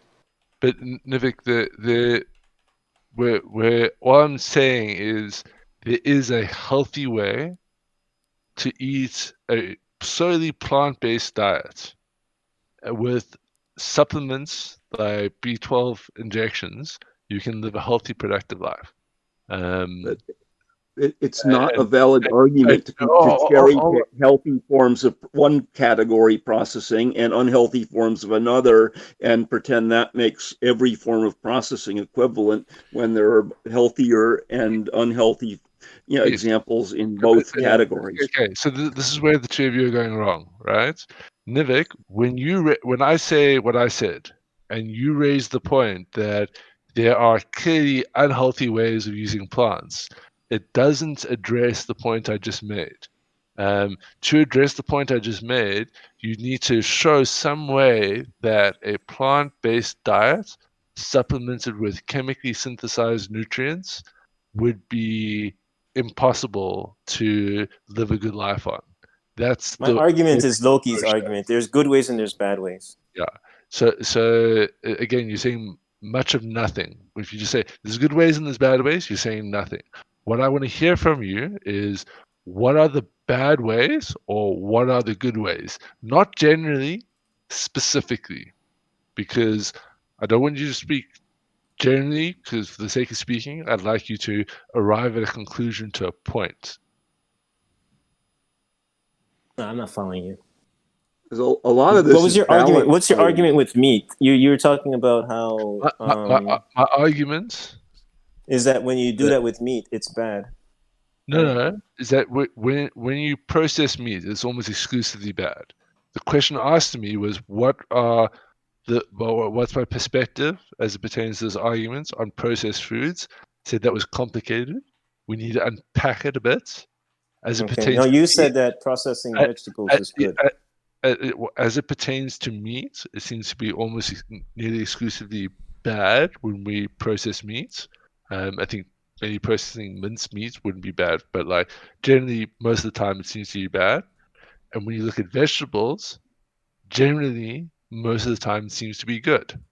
It doesn't have the same negative health outcomes that processing meat tends to have. I'm sure that you can find examples of the processing of vegetables coming out in not so healthy ways, like high fructose corn syrup. High fructose corn syrup, for an example. I have no doubts about that.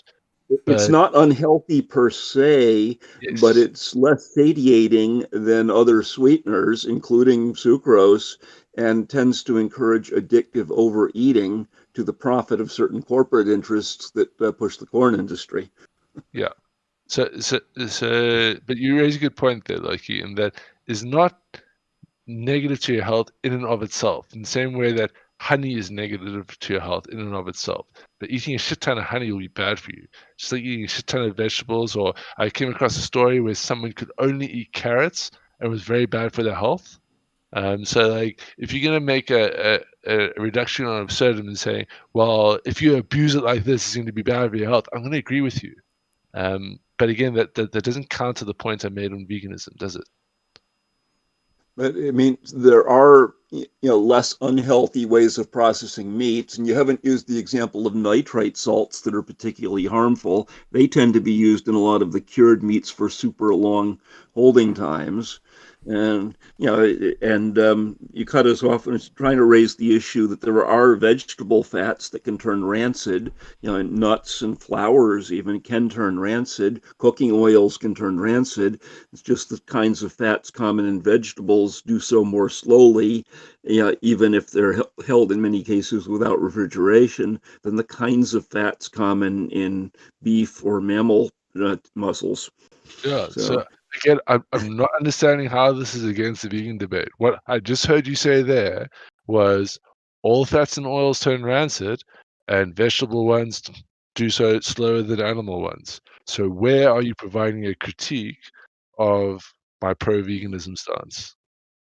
That you were cherry picking examples of meat versus vegetable processing, that seem to be, not unhealthy in one and unhealthy in another, and holding those out as if they represent the entire classes. No, no, And I'm I and I'm taking issue with that. Not, in I- general, this, a vegan diet I think tends to be more healthy if it's done in balance and not missing elements the way is I common for a lot of vegans. wasn't talking about a vegan diet there. I was talking just about processed foods. And I made the time to say, generally speaking, when you process meat, there are negative health consequences. And generally speaking, when you process plant material, there are positive health consequences. Pointing out singular examples of that not being the case isn't a counter to what I'm generally saying. I specifically didn't get into examples. You asked me for an example. I used an example of salt cured meat versus fermented vegetables to support what I was saying. But generally, it's true that when you process vegetables, you increase the nutritional value and the health benefits. Because processes like fermentation seem to be of great benefit when you apply them to vegetables.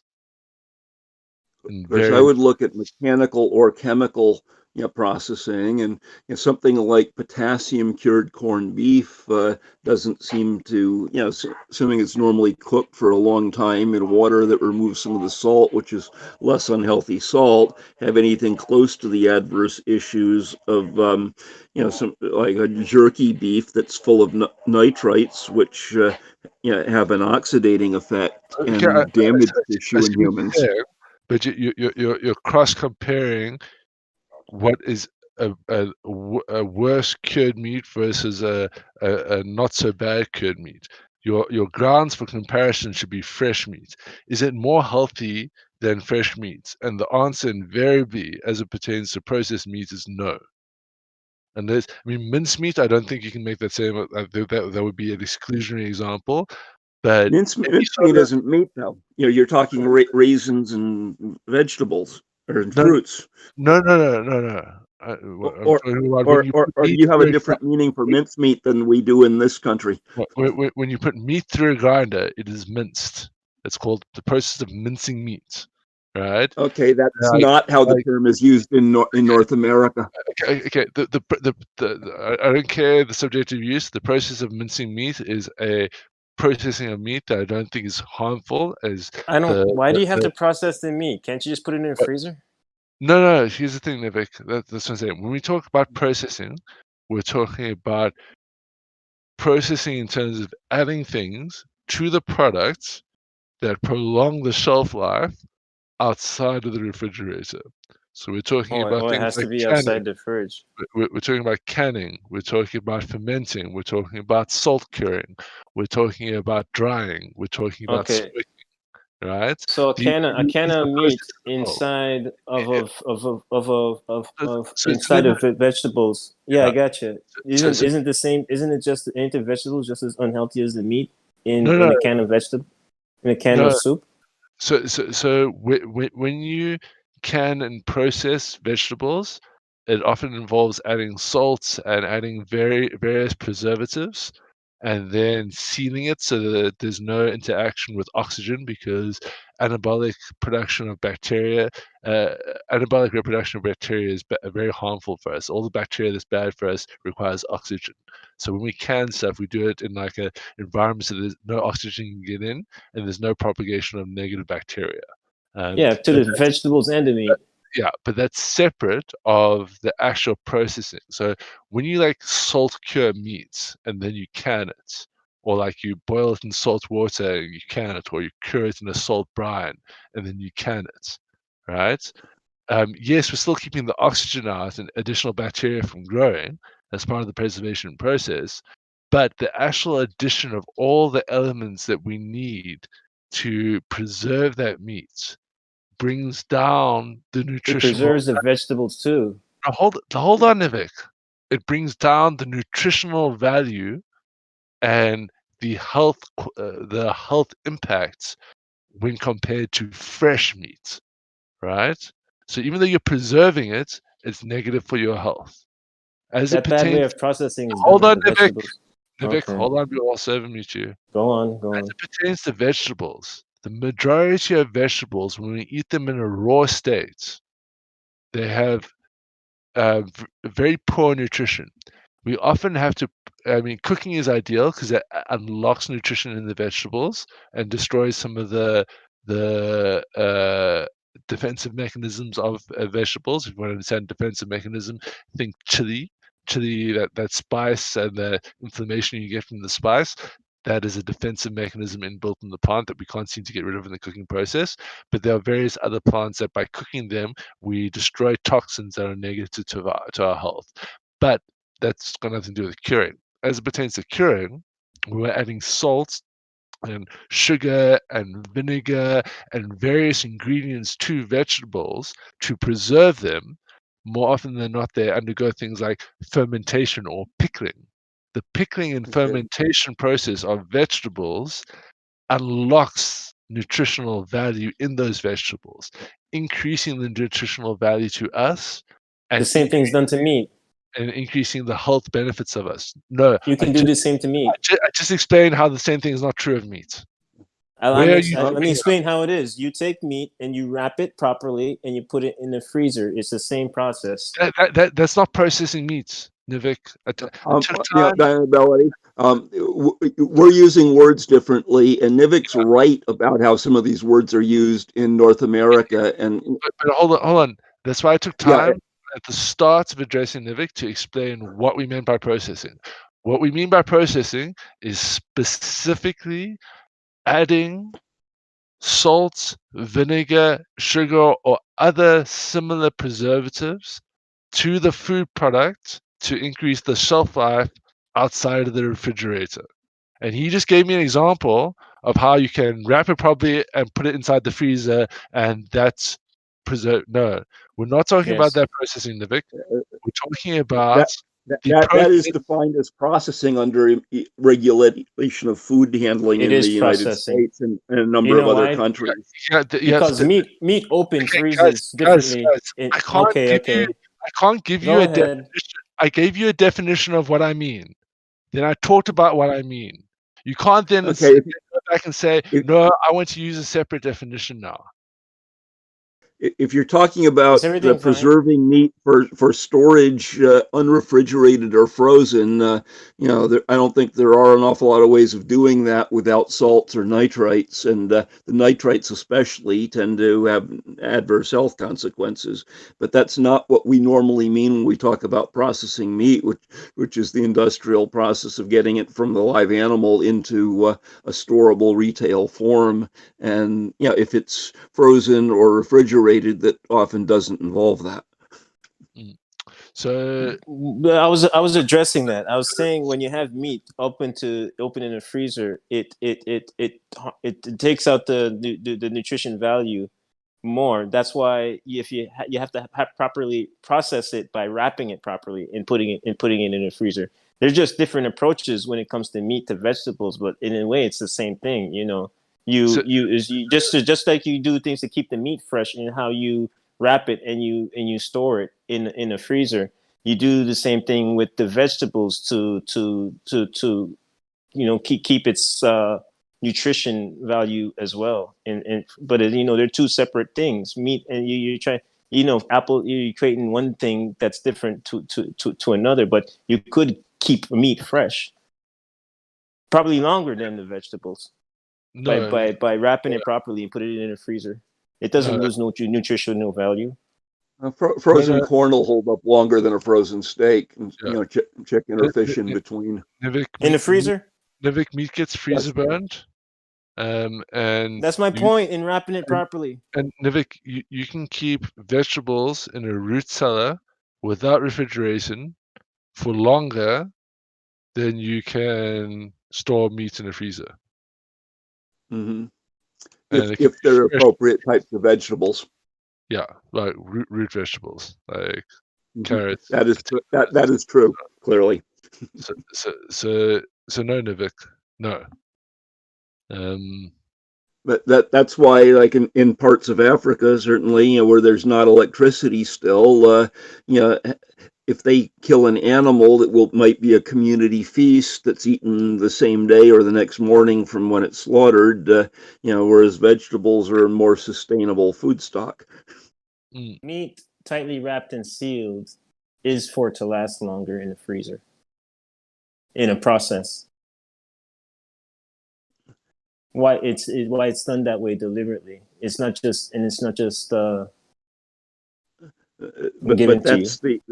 that's the North American and possibly other parts of the world meaning of industrial meat processing, which is different than what deniability is talking about, which is curing for unrefrigerated storage, and that's a whole different field. Yeah. So, and you don't know if it loses its nutritional value by doing that. We do not. Well, no, what he's talking about are things that are likely to be like full of sodium nitrite, which tends to be an oxidizer and break down tissues if we eat too much of it. How long can you have meat in the freezer anyway? Anywhere between 6 to 9 months, depending on the meat, before it gets freezer burned, or maybe 3 to 9 months if you're including fish. Wrapped properly, right? Because if it's not, then it'll get it quicker. Yep, vacuum packed. Climate change without more plants, is animal castration allowed? Okay. So I'm just reading the YouTube chat here. It's a health study that says eating too much vegetables can cause digestive complication and severe constipation due to the overprocessing of the stomach. Yeah, so you do bring up a very good point there.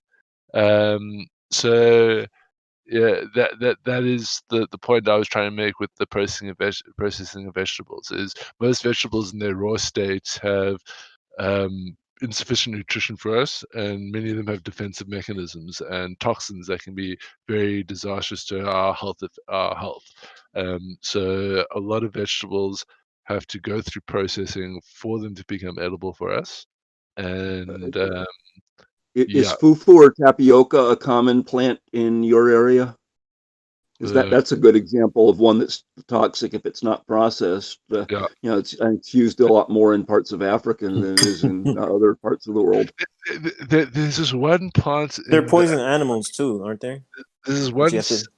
Yeah, but there's this one. Well, very few, but there's this one plant in the Amazon jungle that they use it like a staple, like rice, and it boggled my mind the processing that they went through it.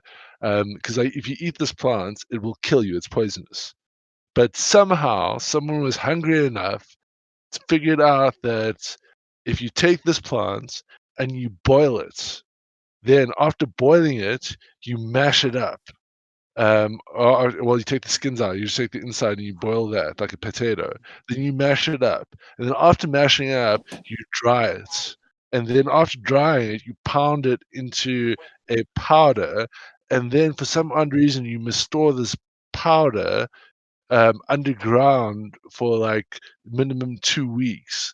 And then after that, you can take it out and use it in cooking like flour and make bread out of it. But without that process, it's poisonous. That's what I was just talking about. What's called fufu root in much of Africa, and in processed form tapioca in the U.S. has a different name in South America that I'm blanking on offhand, but it's the same thing I had just mentioned as an example. And that requires being steamed to boil out toxins and then mashed, and it is used exactly like you were just describing.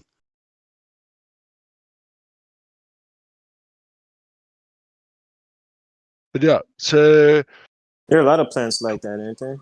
You got to be careful. But here's the critical thrust that I don't think you guys are quite seriously dealing with here.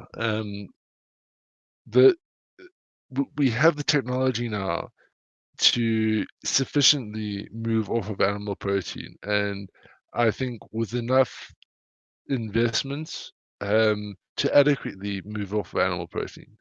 And by adequately, I mean replace the taste, the texture, all those things we seek in meat. I think that's that we can get to adequate quite easily within 5 to 10 years. And even though you are pointing out worthwhile examples of where a plant-based diet can go wrong, that's not an argument against veganism. You know, any diet can go wrong. Any malpractice by a human being can create negative consequences. Let's just agree to that and say it's not a counter. And look, I want you guys to make a worthwhile critique at this point here.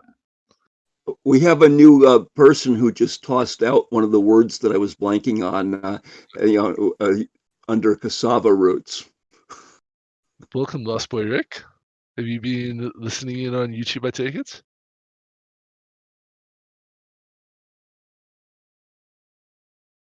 Don't worry, we'll get you chatting now, Cassava. So look, dietary stuff, guys. Can you argue against the supplementation, like, or are you just generally in agreement with the right nutritional supplementation from chemically synthesized nutrients like the omega-3 oils and all that stuff, and vitamin C tablets and B12 injections in your bum, and then I'll be eating okay with that. tarts to fill your stomach? Then yeah.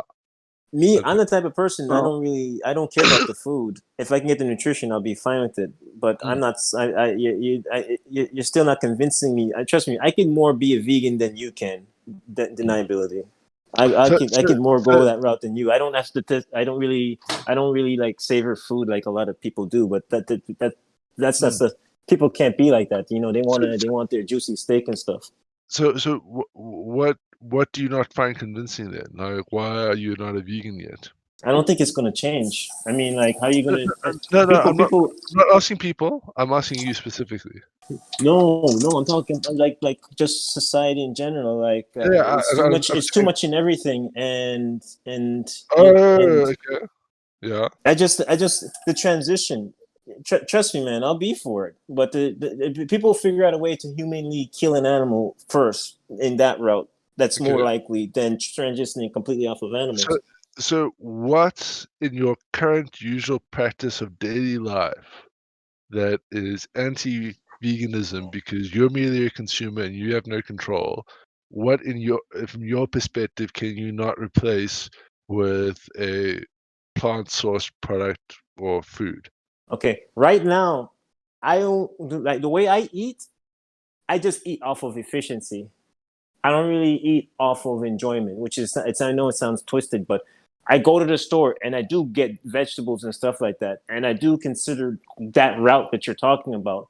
But it's just easier to grab a rotisserie sitting there in the deli, and I just grab a couple of them and I toss them in the freezer, you know, and then I just take them out and I put that with pre-cooked rice and like that in 3 minutes. You get what I'm saying? I got a meal for a fucking week. You get what I mean? Like literally, like you'll take me a minute to cook and I'll have a meal for a week. Because I try to be as optimal and as efficient as possible. That's how I move. You get what I'm saying? And I try to rationalize what you're talking about because I'm not a person that is about being biased about feeling. And if I can attach something to my arm and I can just save time and not cooking, I'm the type of person that would do some shit like that. So, you know, like your art, I don't really. I try. You know what I'm saying? And I be efficient. Right now, I buy a jug of vegetable juice. I buy a jug of fruit juice. You know, and I eat vegetables and fruits. But the protein part, I eat omega fatty acids, which is fish, and I buy a bunch of meat in the deli department, pre-cooked, and that's to save time. But Divik, tell me a better way, please. Tell me. Yeah, easy. So you can get chemically synthesized protein at the store. You just mix it into water and drink it, and there's your protein. It takes less than 3 minutes. Don't even have to heat it up in the microwave. You just EPA and DHA, water, and stir it and drink it down. EPA and DHA. I don't know the specific protein replacements, but there's a whole consumer market out there for it. And if you don't want those chemically synthesized ones, you can buy tofu. It's far cheaper than meat. You literally just go down to Chinatown, you buy some tofu, you plop it on your rice, pour some soy sauce over it, some sesame oil, and done. By the way, the cost is easier because rotisserie is what, like $4 freaking. You get what I'm saying? It's not that cheap. It's not that convenient. And by the way, let me finish, please. I also get the meat to eat with my omegas because that breaks down the omegas in my stomach, so I can absorb the nutrition of the omega. Because eating omega just plain, it just goes straight through you. And trust me, I know that. I looked it up. It does that. You can get a. The minute I eat it, I crap it. You can get omega oils in a little tablet, also cheaper. Huh? You can get all those omega oils in tablet form. So right now, when I got the omega, my stomach ran and I crapped the omega. When I ate it with meat, it didn't happen. Yeah, and I looked up why, and I saw that because the meat breaks down the content of the omega, and the body absorbs it into you. Yeah, but you just need proteins in there. You don't specifically need meat protein. You could eat. No. The digestive proteins breaks it down.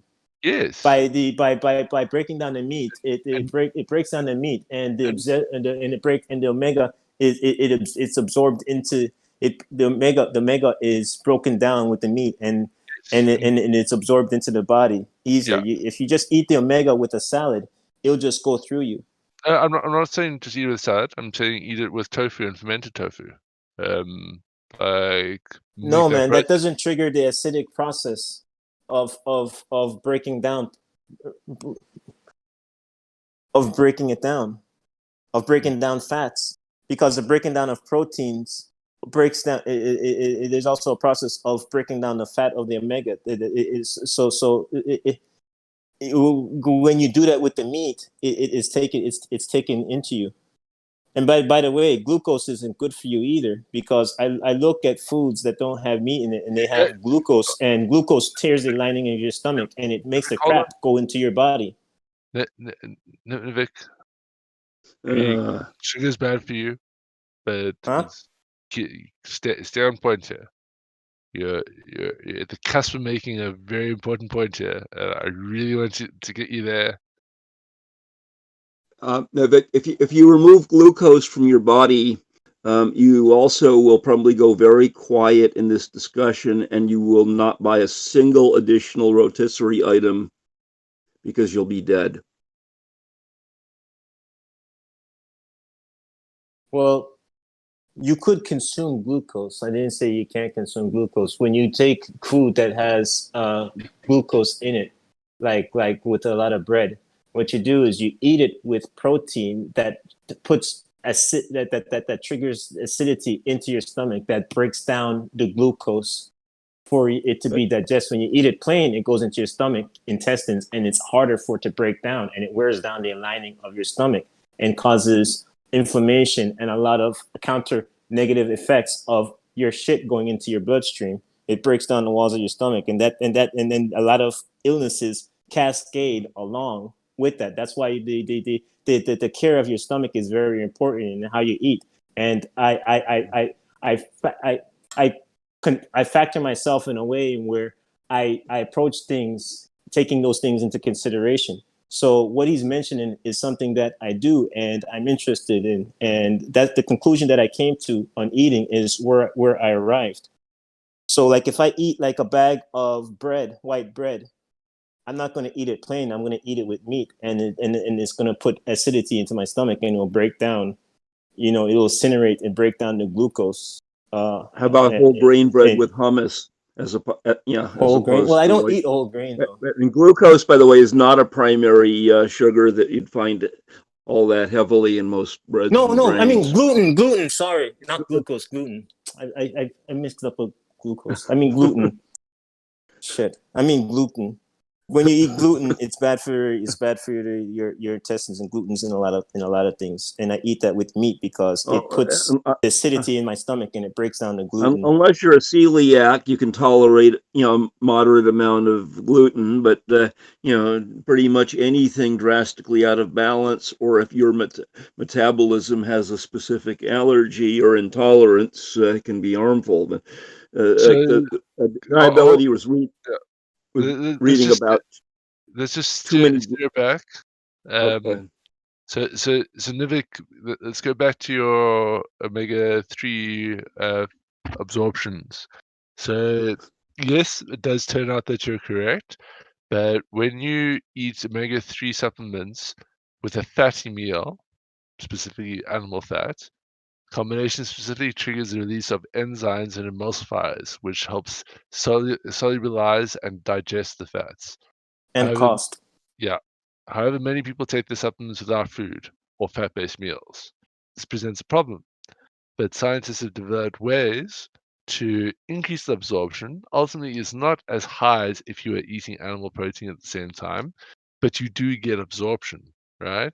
So what I'd posit to you, I don't know what those precise absorption levels are, but let's say that, if you got let's say you need 100 milligrams of omega-3 oils in your diet per day. And let's say that eating a steak gave you those 100 milligrams of fatty oils, like a 500-gram steak. Let's say one pull could have 500 milligrams of omega oils. I think that's the pills that I've seen my mom take. There's 500 milligrams of omega oils. Even if, she can only absorb 20% of that, because it's clear that you don't absorb it as effectively as if you're eating meat, but you do absorb it, right? So if from that 500 milligrams she only absorbs 20%, and she's only getting 100 milligrams effective, right? So let's say in the example you need 300 milligrams per day, then you just take 3 of those pills. So you just take more to counterbalance for the ineffective absorption rate. I don't think you've quite. No, I'm not. I'm not wasting my money. No, but here's the thing, Nivik. It's substantially cheaper than meat. Like one of these pill boxes is, I think, like 200 or 300 rand for the month, compared to having to spend 400 or 500 rand per week on low meat consumption in South Africa. You can get a month's supply for $250 compared to I get a rotisserie for if you were eating $4 meat, that lasts it a cost week. you You're telling me that's 3,000-4,000 expensive. rand. I get a rotisserie. Yeah, I get a 2,000 rotisserie rand for a month $4 for. So it's like I get a 10% whole of the chicken. price. I get a whole chicken for $4 that can last yeah, a week. You're telling me that's expensive? If you're going to make the price arguments, you're going to fail, because meat is much more expensive. I just asked you a question. I can go to get a whole chicken So that I put it lasts a to week for you $4. No, it's not. It's extremely with cheap. the right dietary There's no supplements. There's no substitute and for that protein. Pure vegan diets, you can live the way you are living for cheaper.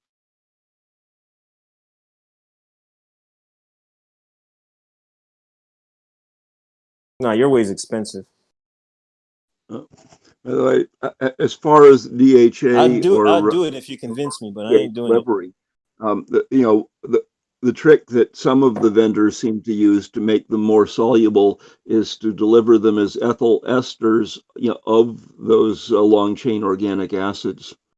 Yeah, and the enzymes are naturally breakdown fats of omega. I don't know what he's saying I should take. That's more cost too for me to buy something for me to absorb the omega that I don't even absorb it all. So I'm wasting my money on. If you look at neurologically optimal diets, there are no natural foods, including whether you eat entirely meats, grains, or a mix, that have an optimal level of those antioxidants.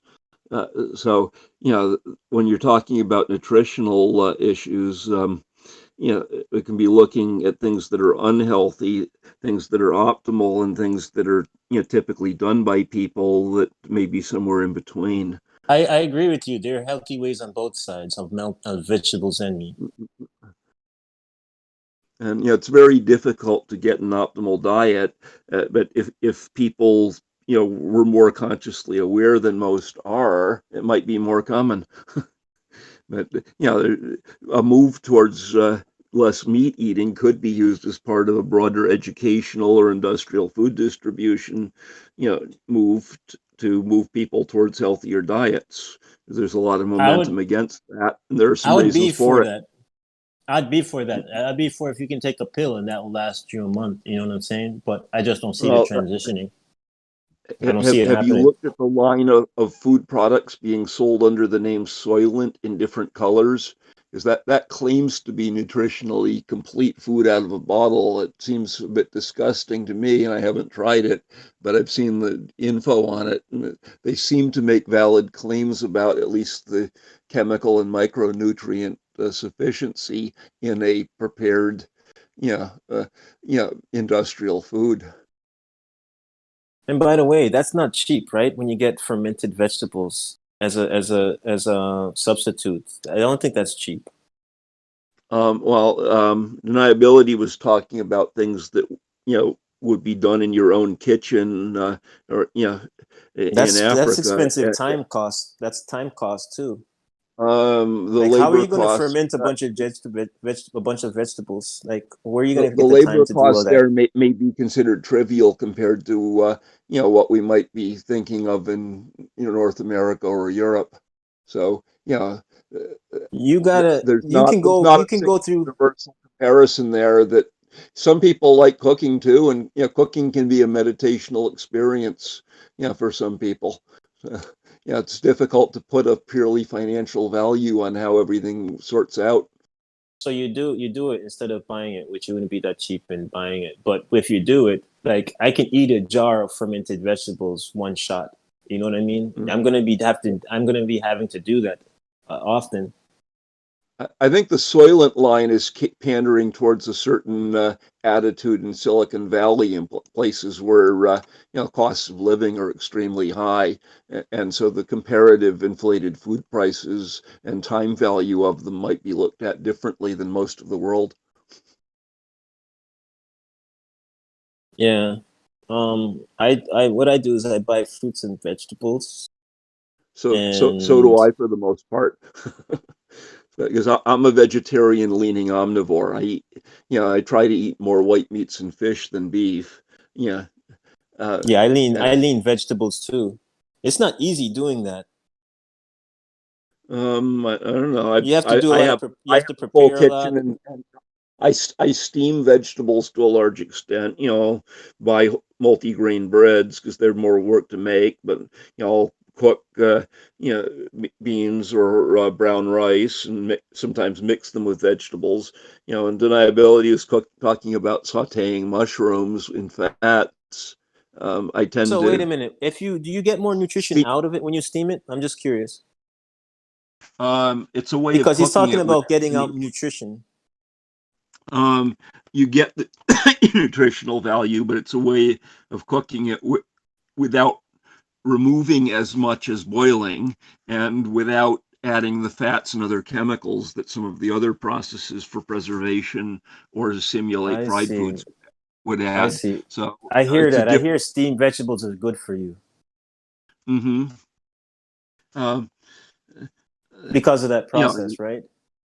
And again, it depends on the vegetables. It's relatively Well, easy you're to cut breaking up. it. You're breaking it down, aren't you? When you do that, It somewhat depends. to be digested easier. Tomatoes, I don't like raw, and I react to, which apparently is fairly common, but I eat substantially as a cooked food, which chemically converts some of the content. And apparently that's a common issue for a lot of people to have a good tolerance, and find them nutritionally useful and inexpensive and prolific, in cooked forms, but not in raw form. Some people I love them do the raw. same thing, by the way. I partially steam some. I don't steam all of them. Mm-hmm. I eat the other. I eat some vegetables raw, and I steam some, like my broccoli and cauliflower. I'd steam those too. Steaming is an easy way of preparing stuff compared to fancier sauces, and it doesn't call for adding salts and other chemicals that can be negatives. You can always throw herbs on stuff after cooking pretty easily. Carrots, I'll cook as part of a batch of pasta sauce or a batch of brown rice, along with mushrooms and other things, or I'll have baby carrots around and nibble on raw. But yeah, the, But aren't some raw Yeah. foods good for you? No, well, not that they're not bad for you, put it that way, but they can be better for you when cooked. It's like carrots have nutrition when raw, but they have more nutrition when they're cooked.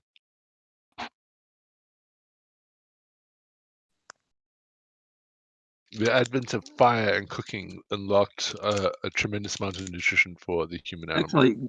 Actually, garlic is probably the premier example it's not necessarily cooking, but preparation. If you have to mechanically break down, the garlic for two of the natural constituents to react and turn into a healthier antioxidant for people that we could use more of.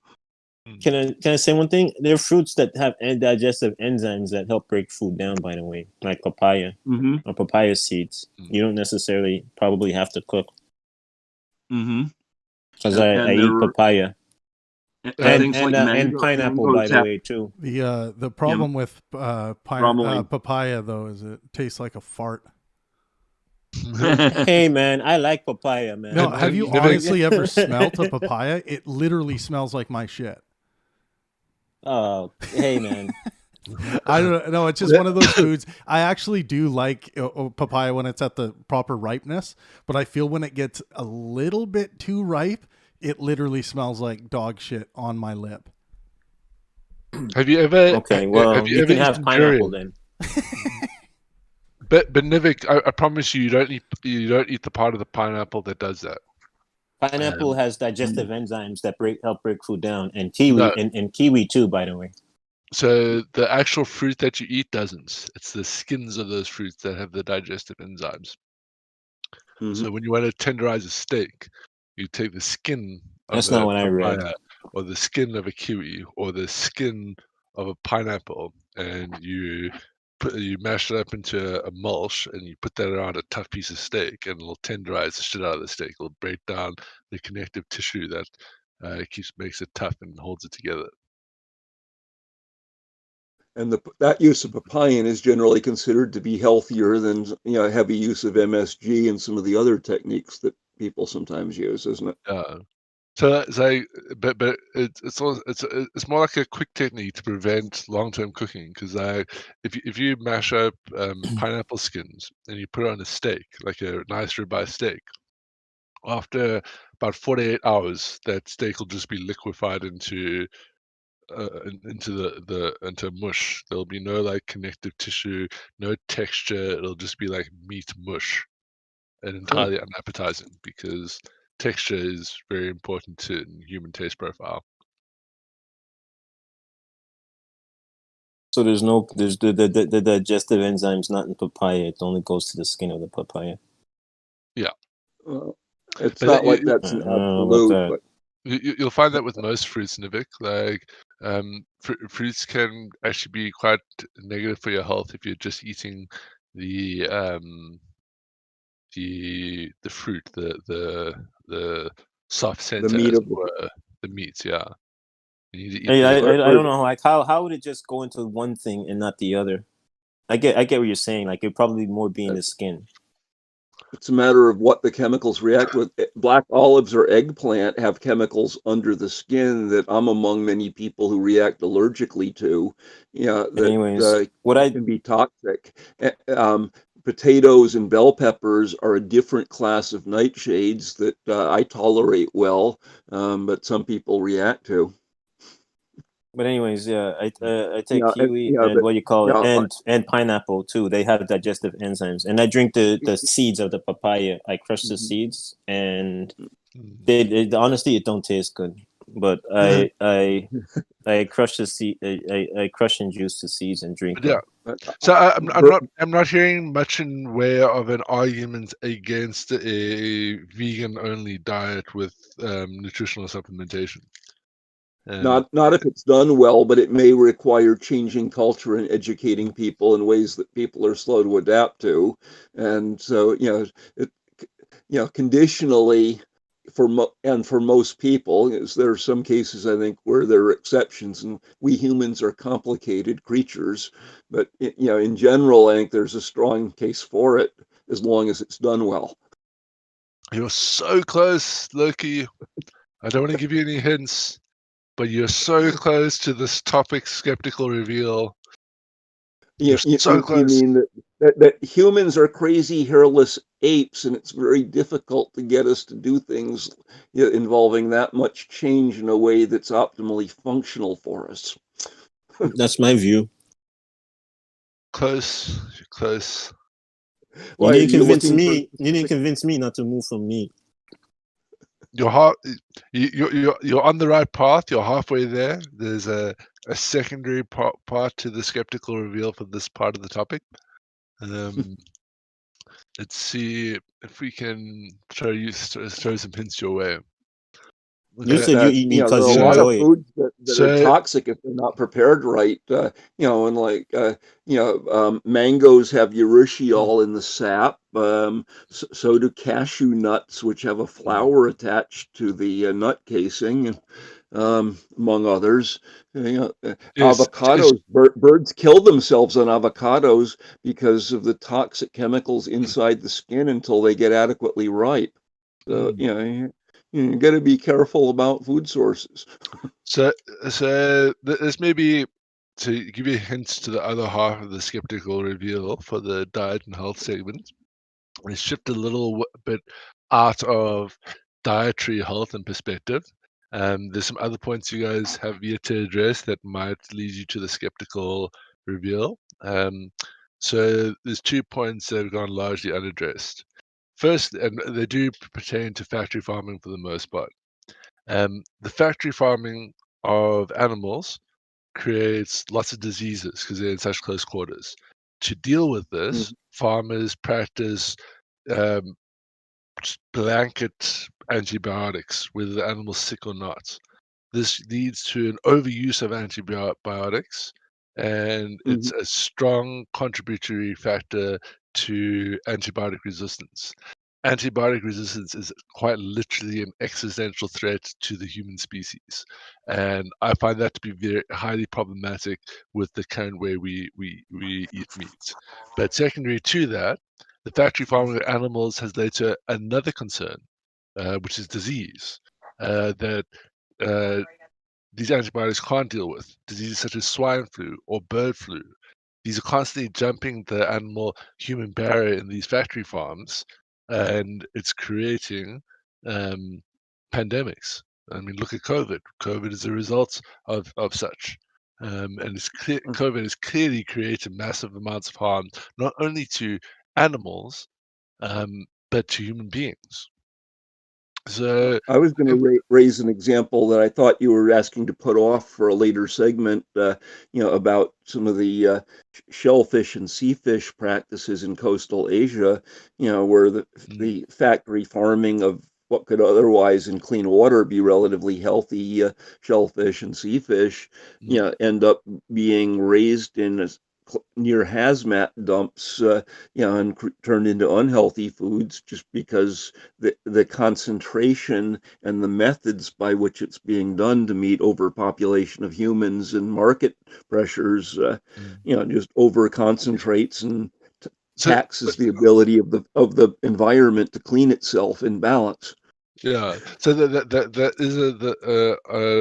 is more into the environmental when you start getting into air and water pollution. So maybe let's steer. Well, it's not like one part exists without the other, and a big part of that even being an issue is from human overpopulation.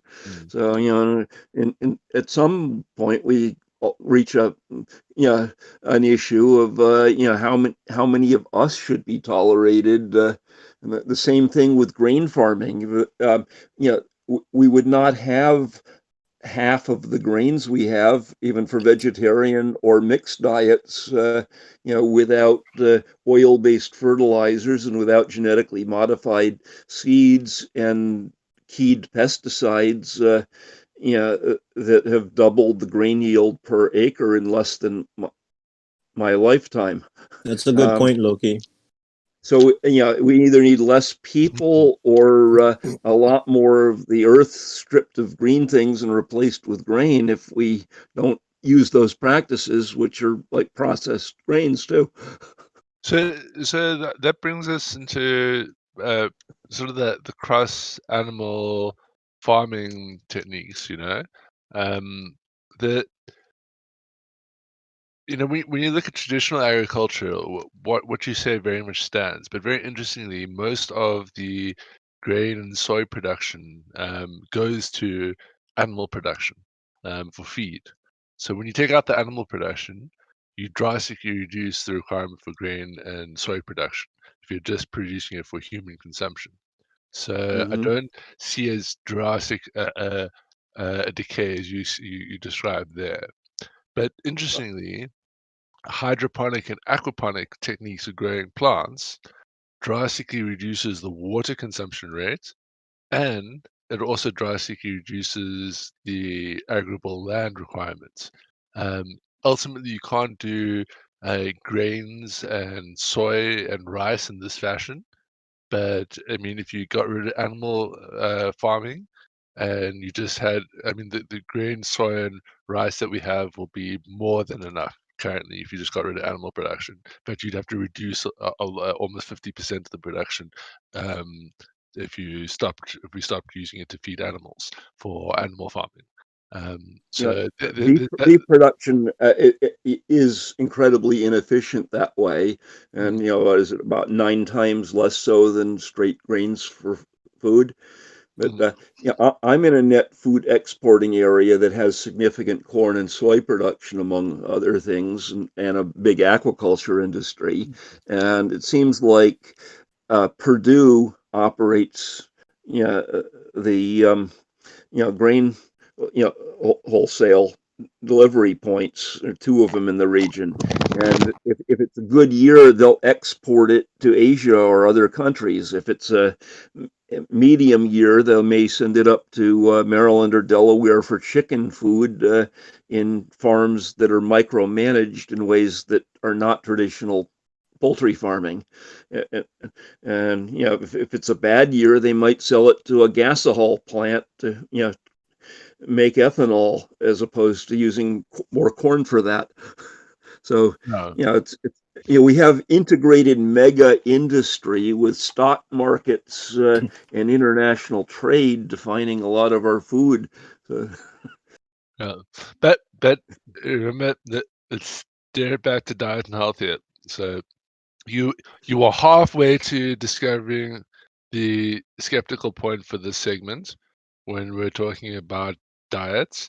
The other half that you're missing is antibiotic resistance.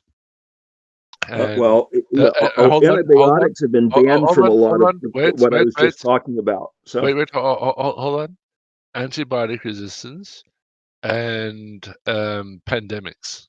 So COVID, swine flu, bird flu. That's more of an issue in Asia, isn't it? In the U.S., and we certainly have issues, but our feed standards for wild stock, food, for cattle food, in terms of some of the molds and fungus and mycotoxins, are about 10 times cleaner than some of the human food in parts of Africa. No, but there's still a lot of swine flu and bird flu going around in the West. The reason it's perceived as an Asian phenomenon is in Asia, the slaughter mechanism in terms of wet markets and proximity to consumer allows for these diseases to jump the animal-human barrier, as it were. So the actual put another way, the reason you can't eat raw chicken is because of salmonella.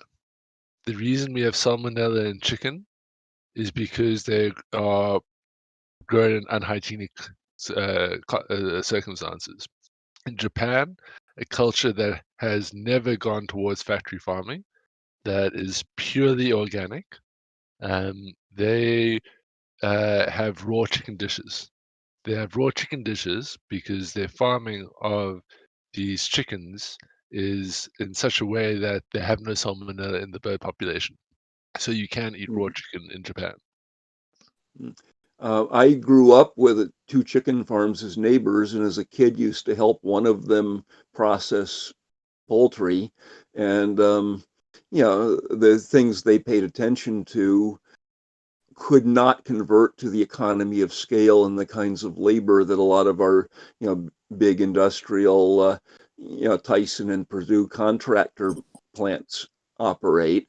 Yeah, but it seemed like was never a salmonella problem in decades, that I was aware of. No, there's a massive salmonella problem. It's why across the Western world we don't eat raw chicken because we have a salmonella problem. Not in the form that the Purdue or Tyson operations have, though, which assumes that at least a third and probably more poultry than that, is seriously unsafe. And if you open a bird and prepare it for cooking, you should isolate it from other food and then clean up your kitchen thoroughly. Yeah, it's because we have a problem with this. I think it's a lot worse in the present U.S. industry, from what I can tell, than it used to be in any of the old family farms if they were well managed. Good. So we're in agreement. And I've personally been hands-on in that industry when I was much younger. But Lost Boy Rick, I'm enjoying your troll names. Meat is equal to global warming. We're going to get to environmentalism there just now. Are you South African? Maybe I saw the voice is lekker, or is that an homage to the moderator? In which case, I'm flattered. But do you have a microphone? Would you like to chime in the conversation?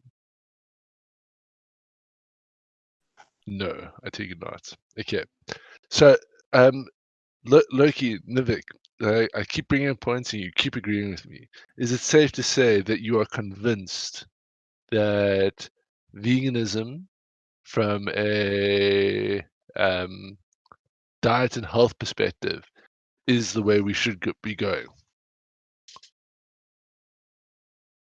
I would say that, as a general trend, I'd support that, but there do seem to be humans who, don't do as well and who do better on meats, and there are enough complicated variants that I don't think making it exclusive or having any single form is adequate.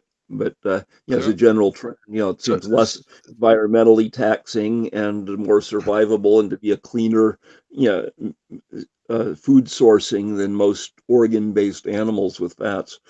So what would you say to this, though? It seems evident when you look at farming practice that you do minimally require some animals in said farming practice to produce manure and compost to till the soil and make it agrible again for future vegetable production. So minimally, there does seem to be a need to have animals on farms, and which presents a problem, right? Because if you're going to have animals on farms, they're going to get old, they're going to die, and then you have meat. And if everyone went vegan, you'd still. I mean, right now we use animal products in vegetable farming all the time. We've got lots of it because we have such a massive animal industry. In fact, we have too much of it. But but it's certainly the case that we can't just farm vegetables. We need to find some way to fertilize the soil. We need some level of animal farming. But it's not to say that we need to. What we get from animals in the sense of vegetable farming, we don't need to kill the animals for their meat. We just need them to come, do their things, eat and shit on the land, and regenerate the land for future crop growing. So, for I'd agree that there's certain people like Bruce. I was hoping to have Bruce further into the nutrition conversation because I'm sure he won't mind me saying this because he said it in other open mics. But Bruce has had his, I believe, his lower colon removed, colonoscopy, whatever it's called. And as a result, he can't process vegetable protein. So he has almost an exclusively meat-based diet. So minimally, I do recognize that there are people that, for various health reasons, be they allergic reactions or removal of their colon, they will not be able to move on to a vegan diet. And then there are dietary and health concerns that would advocate that they eat meat.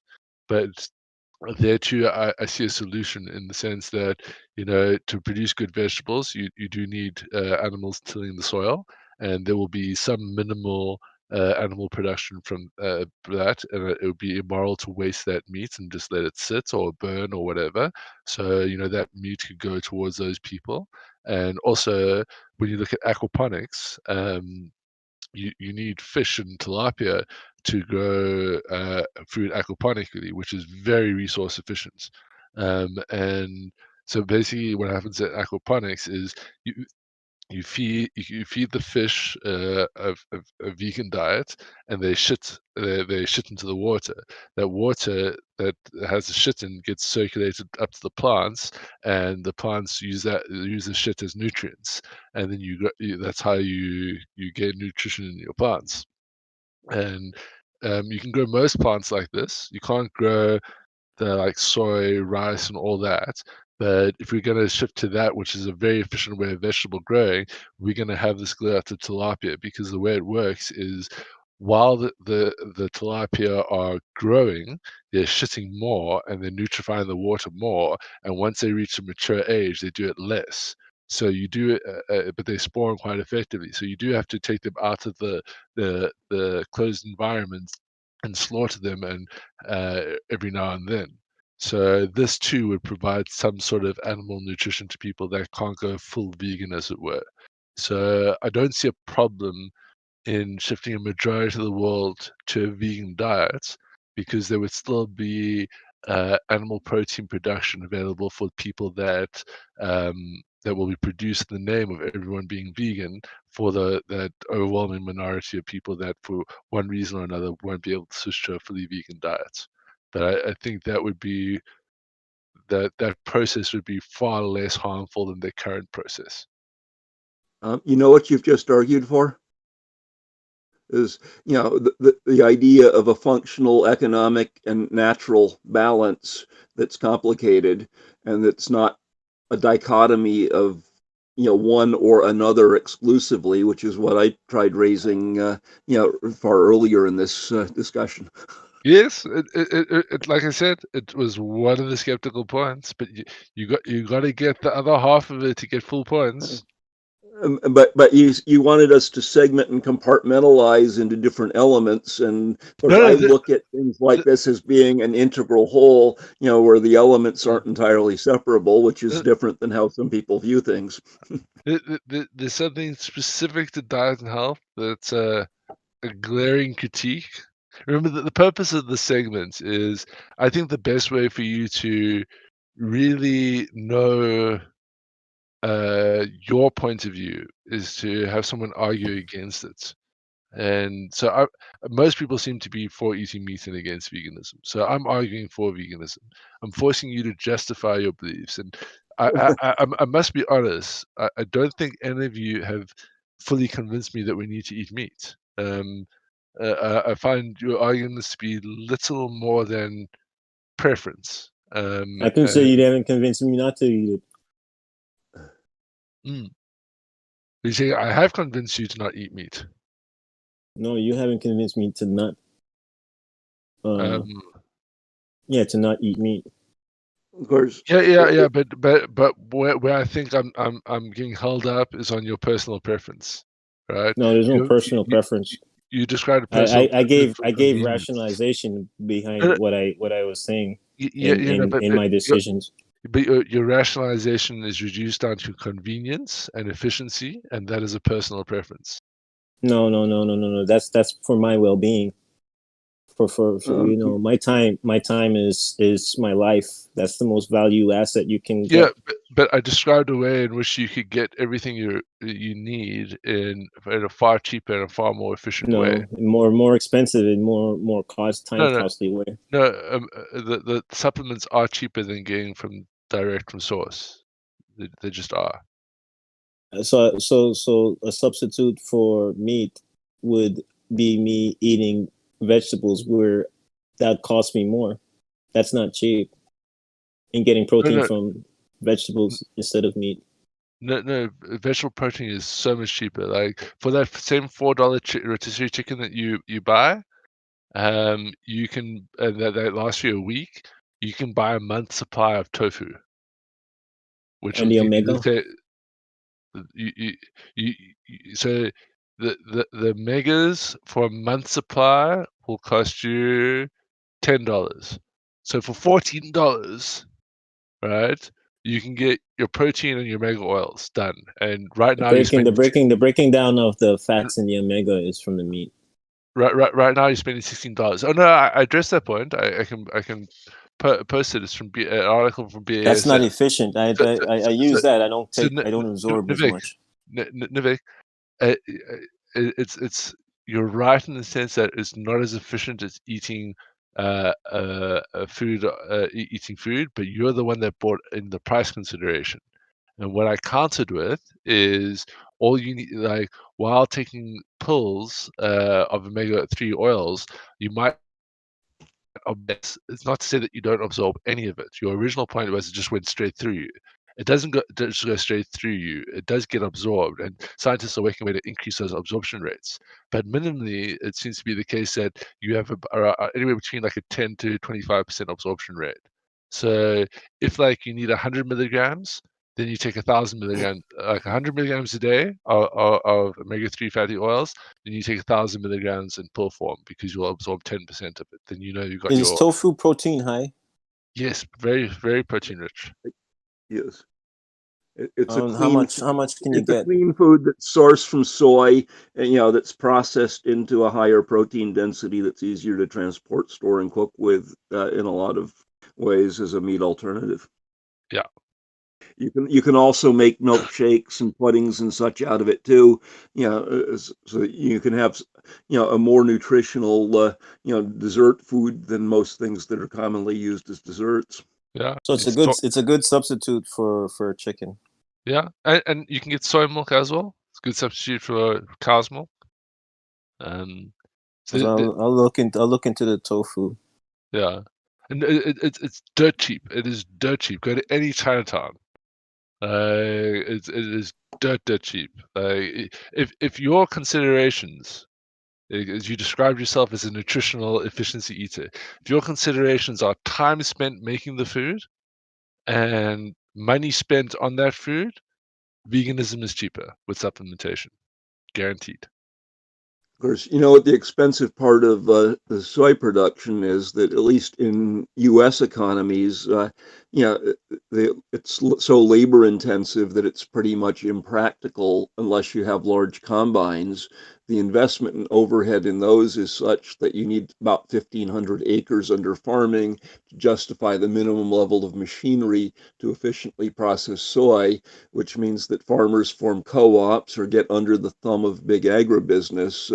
Or a place like Twin Oaks, which is an industrial commune that has a high quality organic tofu production enterprise, is one of the ways they support the commune, finds that even with 640 acres that they farm a good part of, they buy most of their soy from outside farmers who have the machinery, just because the economics are so prohibitive unless you're running an adequate scale operation to use the machinery and not human labor.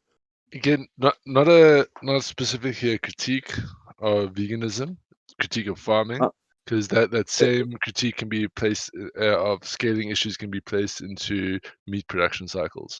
So I mean, I don't disagree with that, but it is part of having functional systems to support the different life choices, and both exist. But it's not like beef has certain problems like that, and organic foods do not. They both need to be part of a viable overall system. Do you eat tofu? Yes, I eat a lot of tofu. Love tofu. I have three kinds of tofu in my fridge, but I wouldn't say I eat a lot of it. I love fermented miso, which is fermented tofu. It's a great way to add umami and flavor to dishes. I use it like a stock, like you use a chicken stock. You can use fermented tofu as like a soup stock, and then you can. It's one of my favorite things. You use fermented tofu paste in a bit of boiling water, and you put in fresh tofu, some seaweed, and various things, and you got a beautiful miso broth soup. It's so Did you live in Japan at some point? 'Cause that sounds like Japanese diet. Yeah, no, I lived in across Asia for 9 years or so. Loki, you're pretty smart because that thing with the tofu, the what you got to go through is actually more in processing than all vegetables is more processing, but they're far cheaper. No. Tofu, in particular, because I'm looking at it right now. I was looking at what he's saying. It's like the amount that you go through in processing tofu, actually, it's like it's more counterproductive. Well, you're trying to take a soy plant and make a highly protein dense, meat alternative for vegetarians and vegans. And anybody else who wants a diet leaning that way. It requires more energy to produce it. No, tofu. No, I'm reading that. That doesn't make sense because you're producing soy basically and then processing the soy. The energy processing the soy is not huge. Yeah, I think you're maybe conflating terms there, Nivik. But yeah, it sounds like you guys are struggling to counsel me on diet and health.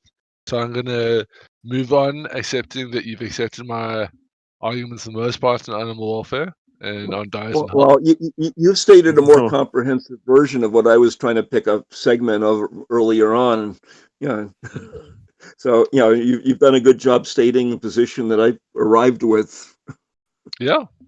So we're on the veganism train. How do you make tofu? By the way, how do you process tofu? I'm not entirely sure, but I do know that literally villages across Asia do it. My local it can't. All I'd say it can't be that difficult because I got a local Chinese shop where a lady makes her own homemade tofu there on a weekly basis. So if an old lady can do it, then I'm pretty sure anyone can. Essentially steaming down the soy and then doing some mechanical processing of it. Yeah, but it's an industrial process for the most part. That's a pain in the ass to do at an individual level. But people are able to do it, so it's not impossible. It's certainly not difficult. So yeah, so let's move on to the environmental arguments for veganism.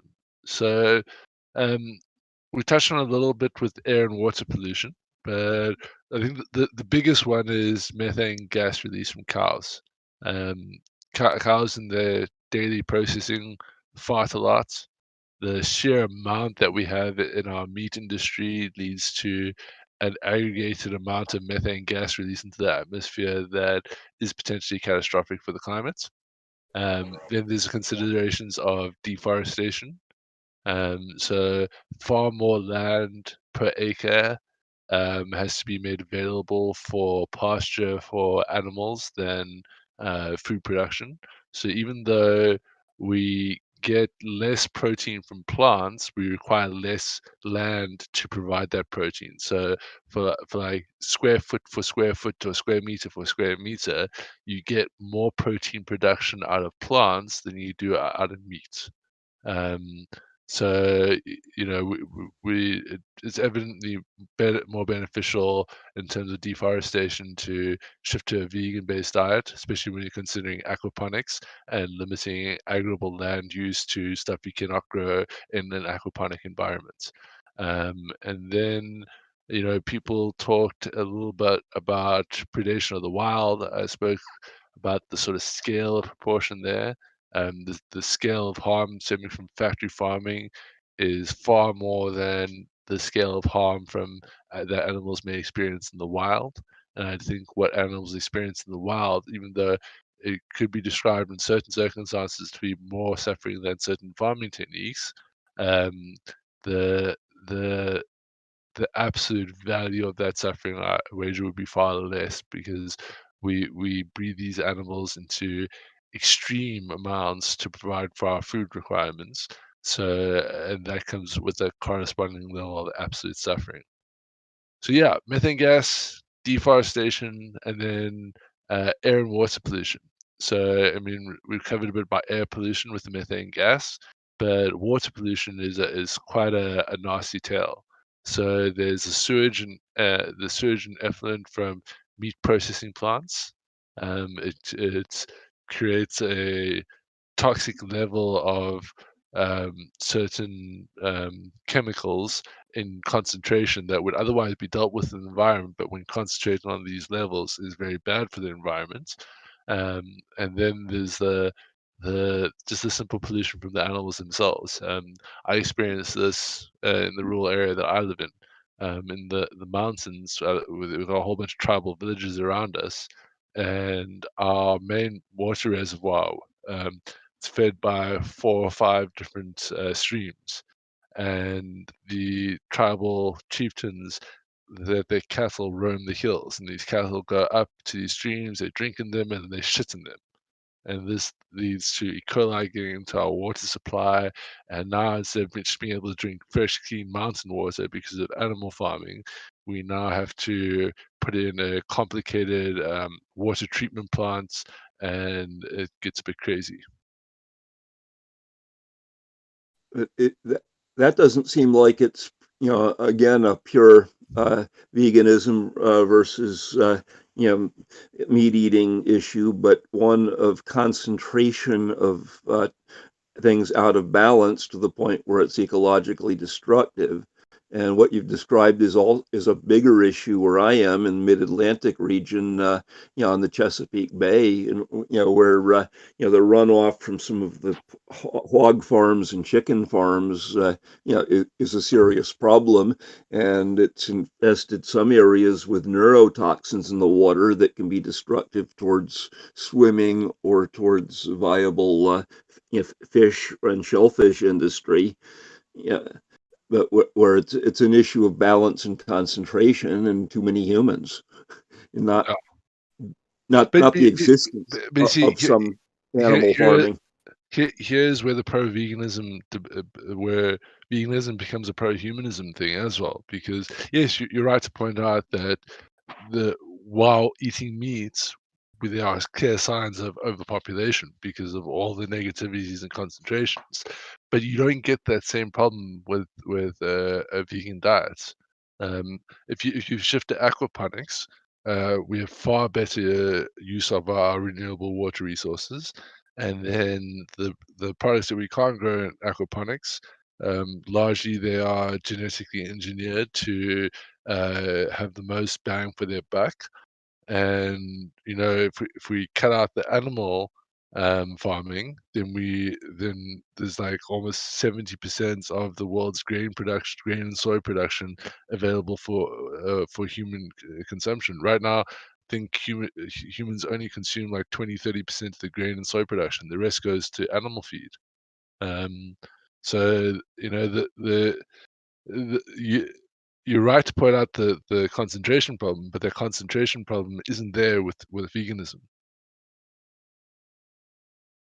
And again, that doesn't require 100% shift, but we get the significant benefit if we do a major, tilt of the seesaw, to drastically reduce the animal byproduct issues. It doesn't have to be 100% eradicated.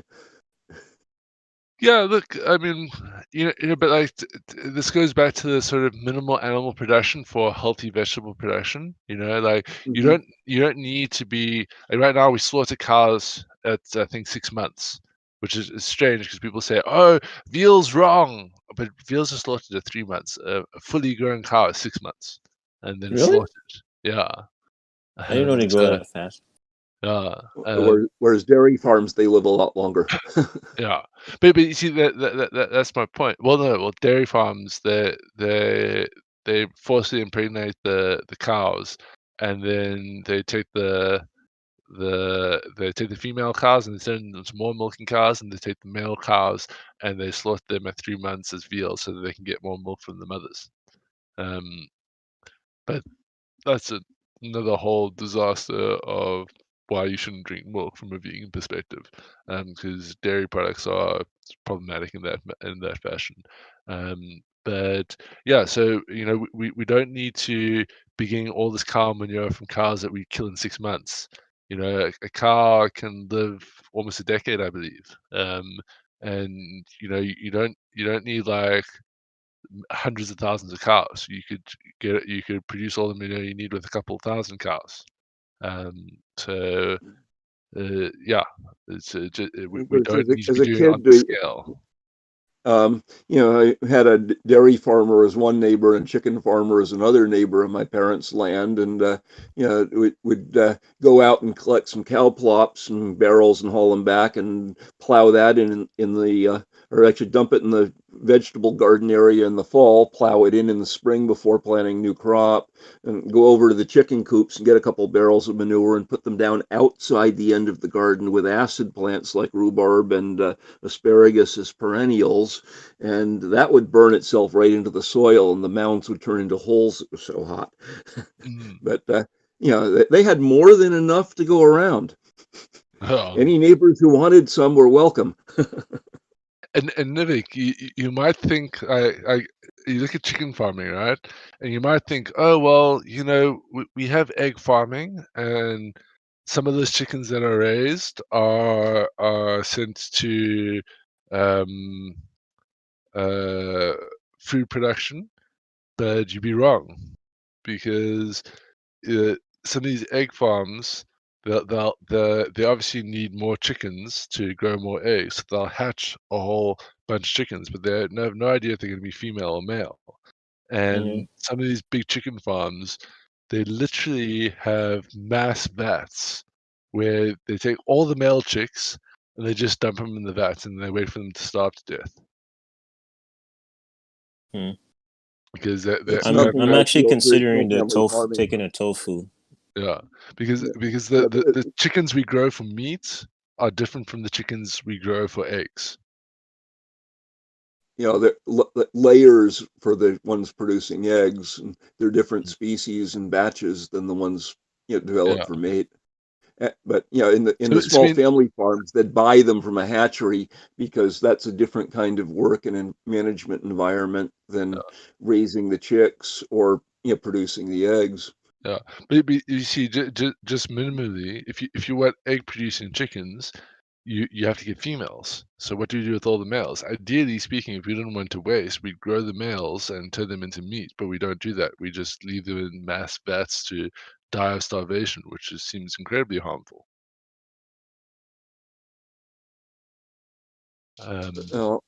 At least in the U.S. and I think in most of Europe, couldn't speak for all of the world. Generally animals like that are considered to be chattel property, so we conveniently classify them as equivalent to your lawn mower or your kid's tricycle or your car and then pretend that they're also creatures that have some kind of rights or subject to cruelty, but it's a highly conflicted practical and ethical system that doesn't seem to have an easy way to reconcile the clashes. Yeah. So it's getting a bit late for me. I think we've gone through most of the points. I don't think there's any challenges left on the environmental side, unless anyone wants to go. I do have a roundup where I'd like to disprove everything I've said. But it's going to take a bit more time. So I think what I'm going to do is I'm going to postpone the disproof of veganism to next week's discussion. But yeah, I'm quite surprised that I managed to get people on board. I hope Bruce was here. I was really hoping to swing Bruce. Travis, I don't know how much you've been listening in. Do you want to try challenge me on any of the points? I've been. Can you hear me? Sorry. Yes. Yeah, I'm just. Today's an office cleaning day. I'm sure you'll be thrilled to hear that. That was a neat Yes. guy. Cleaning and organization. But yeah. Ultimately, you know, what I like to do is see where people's attitudes lie with killing certain animals, and when their attitudes start, when their disgust factor starts kicking in, and then, you know, I like to push on people and see how far they're willing to go. What moral proclamations are you willing to make? And on the veganism thing, when I evaluate my moral foundation and how it comes into interaction with veganism, I say that my moral foundation about, you know, regarding maximizing well-being for myself and those around me, that's a human moral contract. That's what my moral foundation is based on. And that will include how people feel about animals. So what ends up happening in my moral foundation is we end up writing these individual moral contracts with different species. For instance, most of us are fine killing mice if they are becoming a pest. But if it was your daughter's pet mouse, we have different attitudes towards that. So it seems like once animals start infringing on the well-being of humanity is when we actually almost collectively decide that, oh, okay, there are too many bears being domesticated here in near our village. We need to actually have the conservation officer come in and tranquilize and get rid of, or if they can't do that, then they just have to kill the bears. And most people, even the most hardcore hippies, save the animals that lived around me where I grew up, we're generally okay with this, because most people, when you push them hard enough, you will see that they do have they don't put any animal on a moral equivalency scale to humanity when you actually start asking them the difficult hypothetical questions. It's actually one of my counters to factory farming. Well, I do generally agree with the vegans as it pertains to factory farming.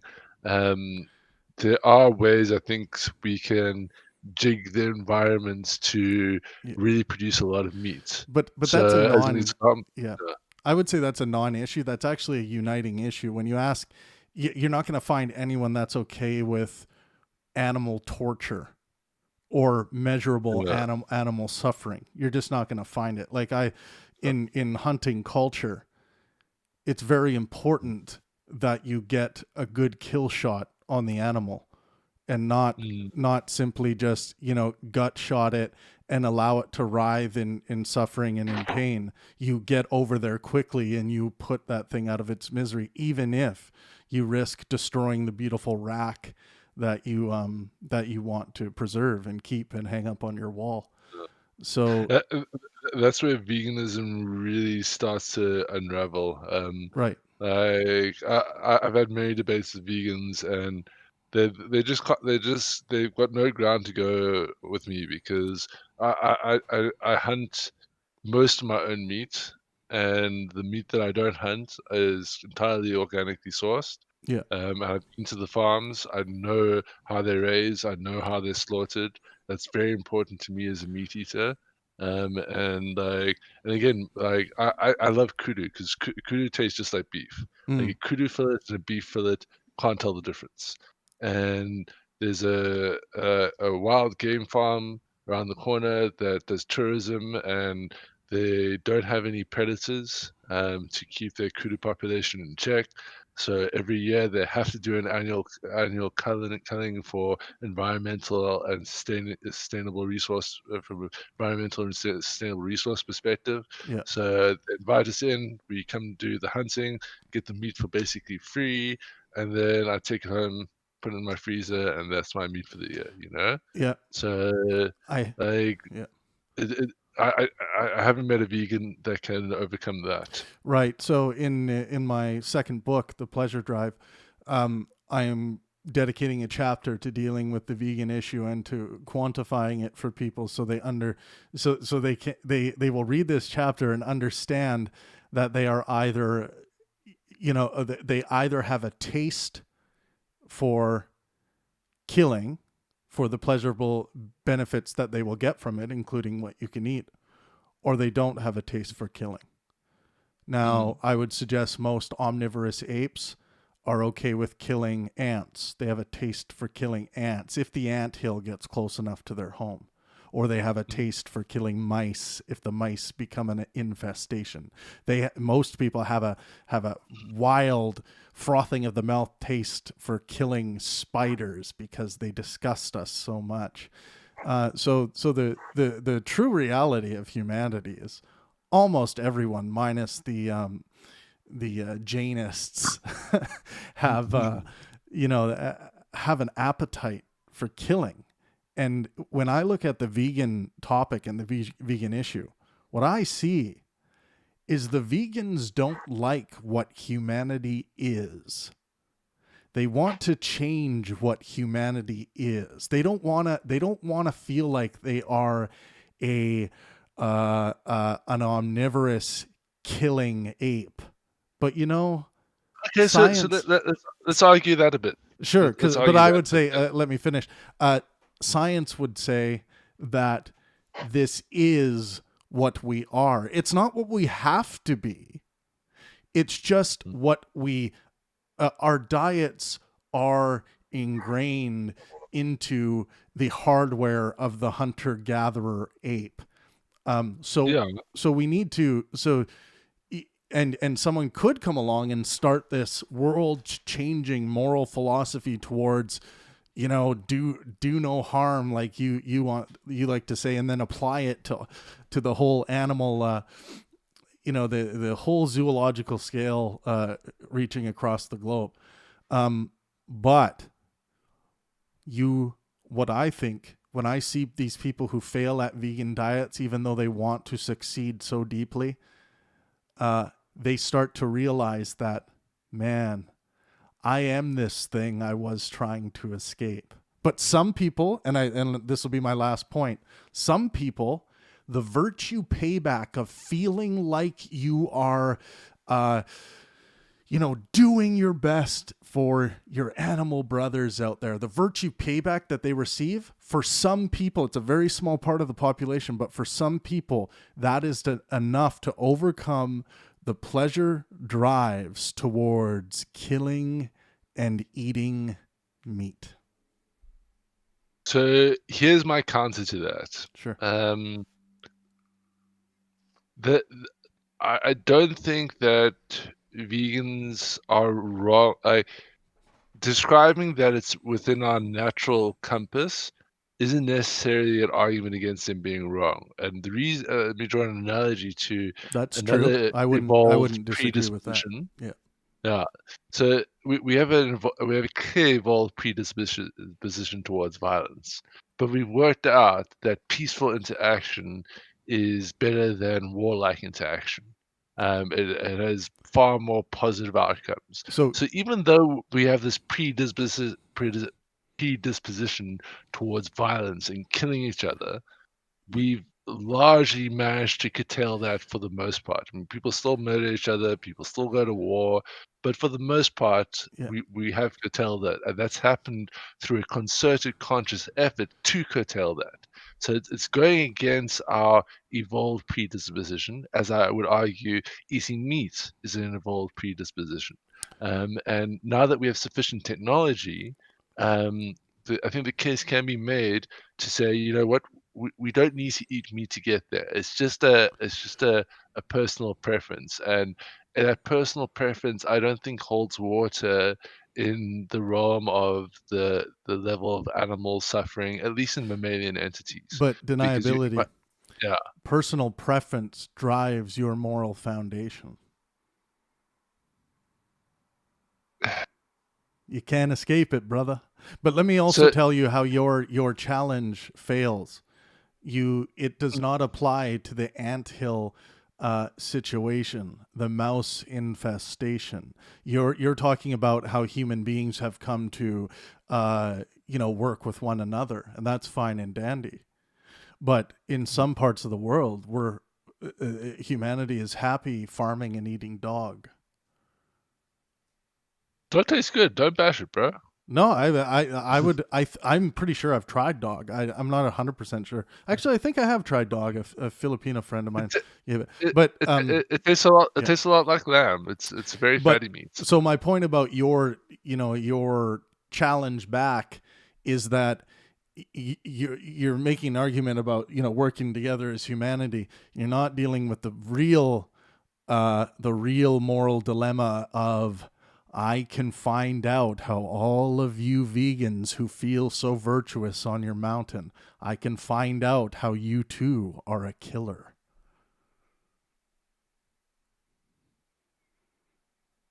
But I can hold on the morally consistent line of suffering as it pertains to requiring neurons and a brain to suffer. As far as I'm aware, ants don't have that. And I'm not entirely sure fish have that. Have you ever pulled? I just wanted to say something. Who says it requires brains and neurons to suffer? So yeah, there's one other thing. Deniability. The existential dread of trying to continue to walk when you try pulling the legs off ants, the two back legs. Watch them strive to continue with their intrinsic movement towards the hive. Now, you could make an argument.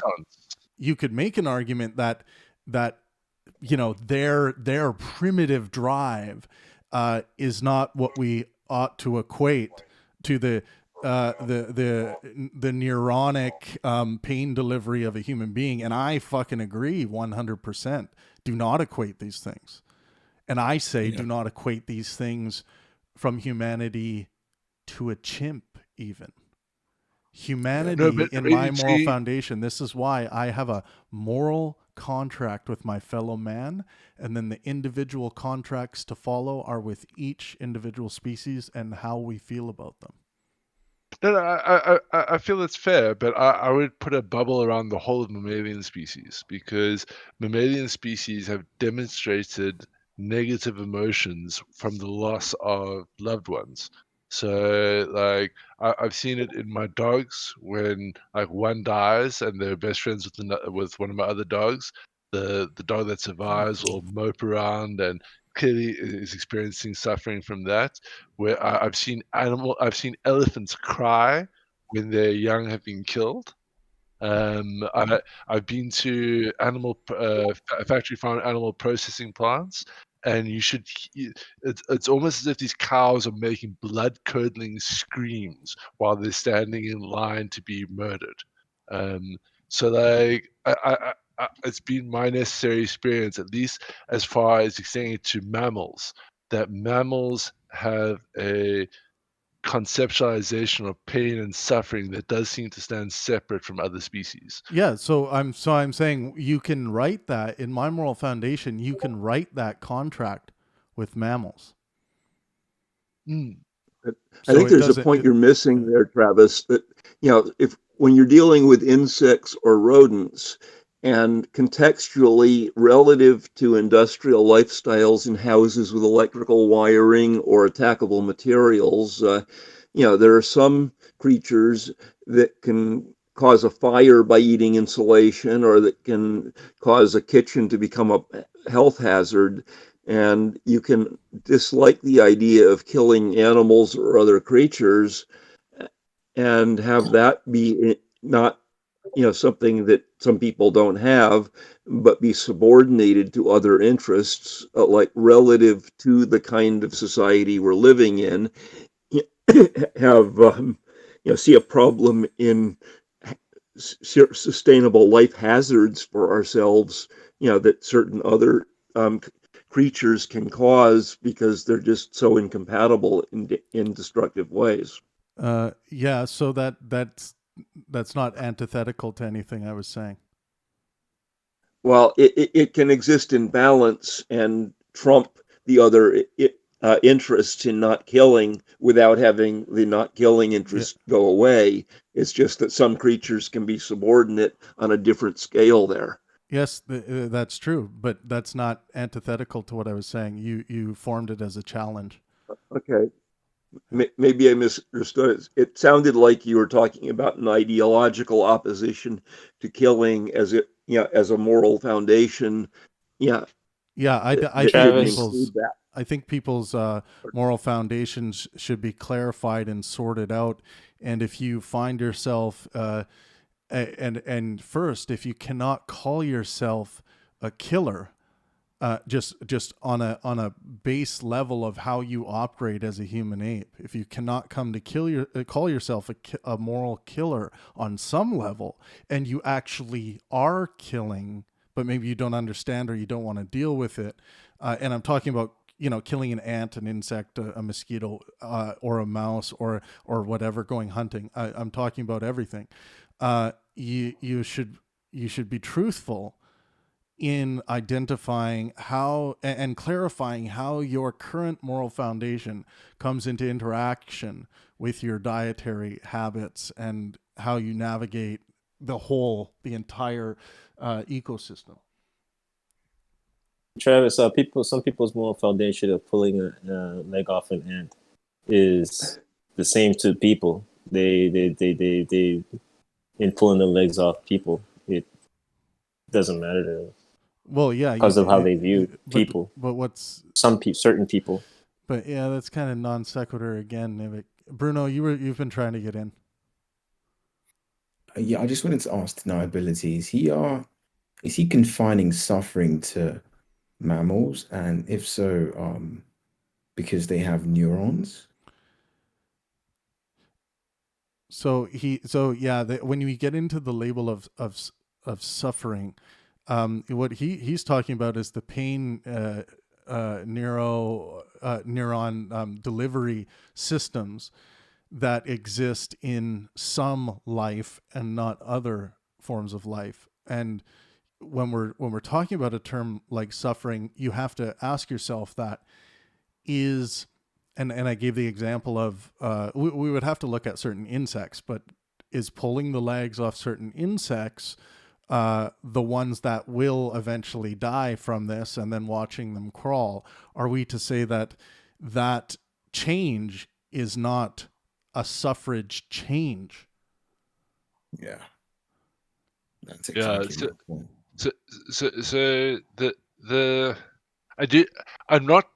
I want to say it's neurons, but I'm not entirely sure what it is. But like, at least as far as physical pain goes, we know that it's in human beings that it's a mental construct. Like, it's not to say that it's an alarm system, really. Yeah, it's an alarm system. It's not to say that fire is particularly hurtful and painful to us, but it is to say that fire is damaging to our body. Our brain knows that, and because it needs to get our body to move away from the fire and stop burning, it sends what our brain interprets for us as a pain message. It's a negative message, and we remove the hand from the fire. We know that there are people that are born without pain neurons that can't feel when their bones break. They can't feel when it's too cold. They can't feel when it's too hot. These people generally die very soon because they don't have this pain construct in their body.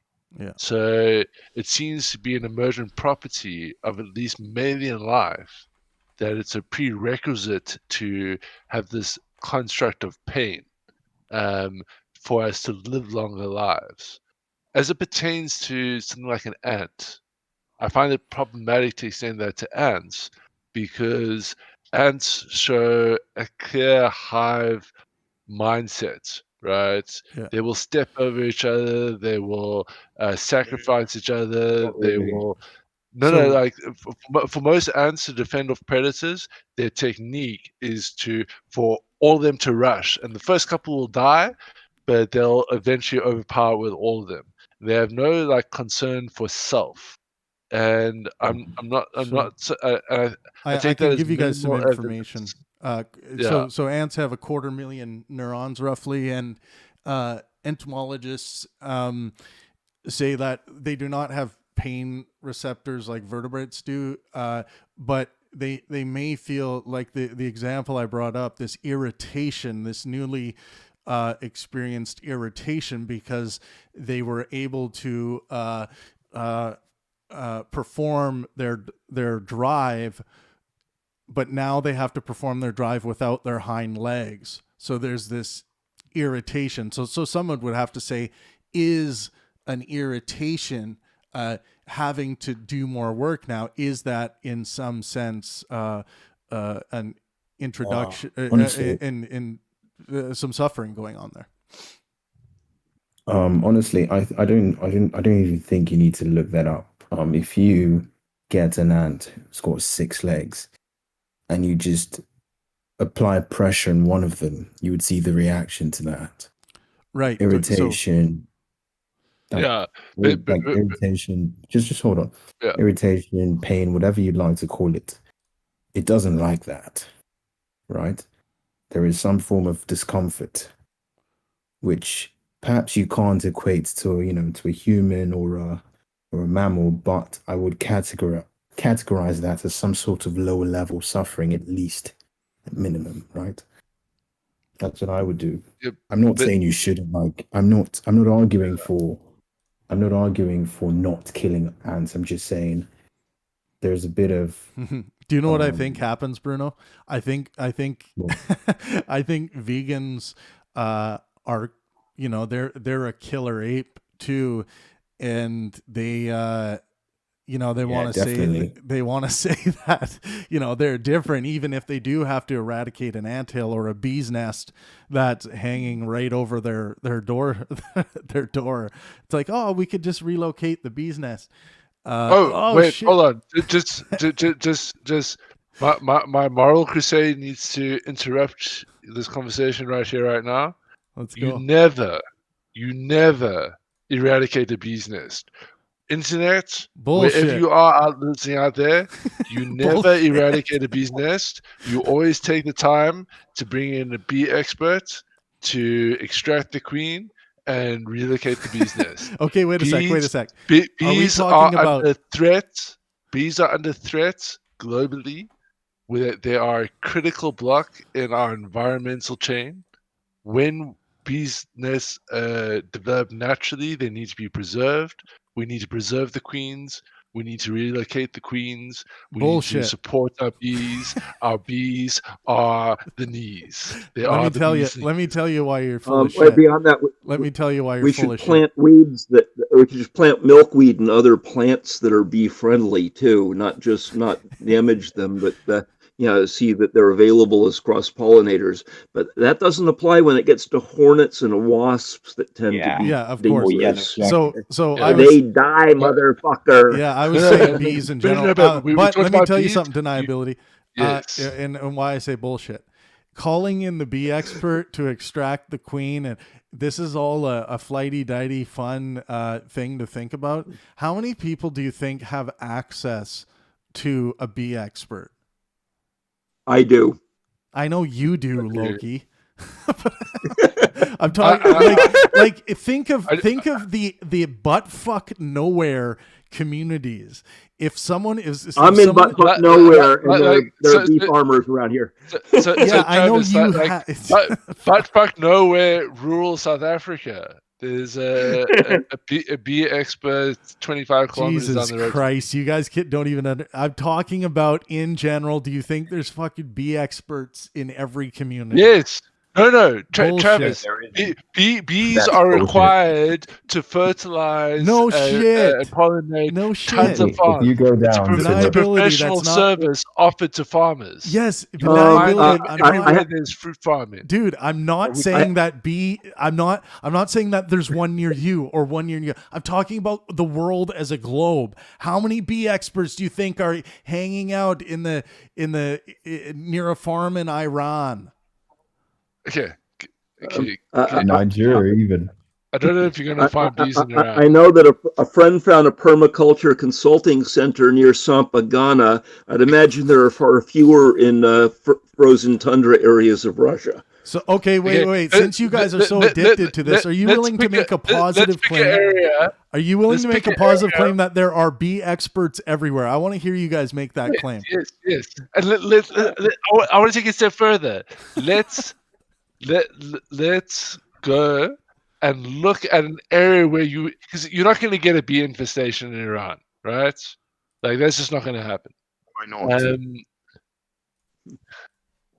Like it's a desert. There's no bees in deserts. Oh, fair point. All right. Yeah, I'm not talking about in the desert, dude. Let's look at a more realistic example of where you'd find bees and an infestation. Like, could we say Oregon or somewhere in South Africa or somewhere in Ghana? There are 7.45 million honeybee colonies in Iran. Okay, but yeah, there's going to be professionally curated colonies for the food that they grow there. You know, like I'm sure there's going to be bee experts in Iran. Then, okay, cool, yeah, no, everywhere they grow food, there's going to be bees, and everywhere there's going to be bees for the purpose of growing food, there's going to be bee expert. Don't be. Well, I mean, if you've got we're talking if you've got like just a random beehive at your, at your apartment, whatever, garden. What are the chances that you would have a bee expert? I think is what Travis is sort of getting at. What I'm saying is within 100 kilometers of the city that you're living in, there's a farm that requires bees to pollinate. There's a professional beekeeper. Hold on. Are you making this claim for every location in the world? I know. I'm not a foe of the bee deniability. I love the bee. I'm just saying that a bee can be in a place where you can fucking take a torch to it and not feel like you just murdered some kind of future for humanity. Oh, you should always feel like that. If I get stung by a fucking honeybee, I'm smashing it. You are destroying the future of humanity. I have plants that are attractive to bees near my house, and I could move the bees by taking out the plants, but the bees are safe to be around. They're not wasps or hornets that are nasty. And that's fine. I'm not arguing against that. I'm just saying, I'm making this simple claim that if honeybees form like when you're away and you're going up to your cabin or whatever, and a honeybee nest and you got your family with you going up there and you're going to the cabin and there's a honeybee nest that has been created right over the entrance to the place, you're going to have to get rid of it. Mm-hmm. Be careful though. You don't want to get, taken out by the bees. How would you do it? Like honeybees are so easy. How about the militant vegan bee experts with rifles? Kill the bees. No, all you do is you smoke them out, it makes them docile, you pick up the nest, you move it, and then you're done. In a pair of shorts and a t-shirt, right? You don't need to like burn it out or do anything dangerous. Dude, I do it in a hoodie, in full clothes and gloves, and then I just wear a fishnet mask over my face. It's like the easiest thing in the world to do. You don't actually done it before, but I've done it before. But since we're giving advice out over the internet, I'm saying go see a fucking professional. But like, practically, it's not fucking hard to do. Let's get real. Right? I don't think you stepped in enough bees nests. No, man, just go out there and grab. We need to throw deniability in a bees nest. It's literally not. It's not any harder than burning it out or trying to kill it. Like, I say go in your underwears and stomp that bees nest. Why are you going to be in your underwear? Oh my You're going to have some swollen testicles. Imagine Patrick. No, but yes, let's put this success. And swing wildly, very Despite the wildly. experts. This went a long time before turning silly tonight, didn't it? It's the best part. I'm sorry, I derailed The it. more you're stung, Anytime I faster. hear someone advocating for the extermination of the noble bee, I have to step in and social justice the shit out of it. Right? Bees are critical to everything. No one's saying otherwise besides that deniability. They're under threat. That's a quick question. I don't know much about bees, but let's actually get into this. Travis is just being real, that's all. African honeybee sickness. It's a real thing. It's an existential threat. I just want to ask, just quickly. Okay, and it can tie into more plant foods too, to the extent that plants like corn need to self-fertilize from different parts of the same plant, and if you get rid of bees, destroy a lot of the vegetarian food sources. Here's why suburban beekeeping is essential, like allowing bees to exist in a suburban environment, because most of the time, the big bee farms that bring their honeybees out during pollination season to various farms, they're plagued with an African honeybee sickness, and once it gets into your colony, it spreads throughout the whole bee farm. So, because of and the only way to deal with it is completely wipe out all the bees and start from scratch again, right? Now, the reason this is a problem is when you wipe it out, you reduce the bee population.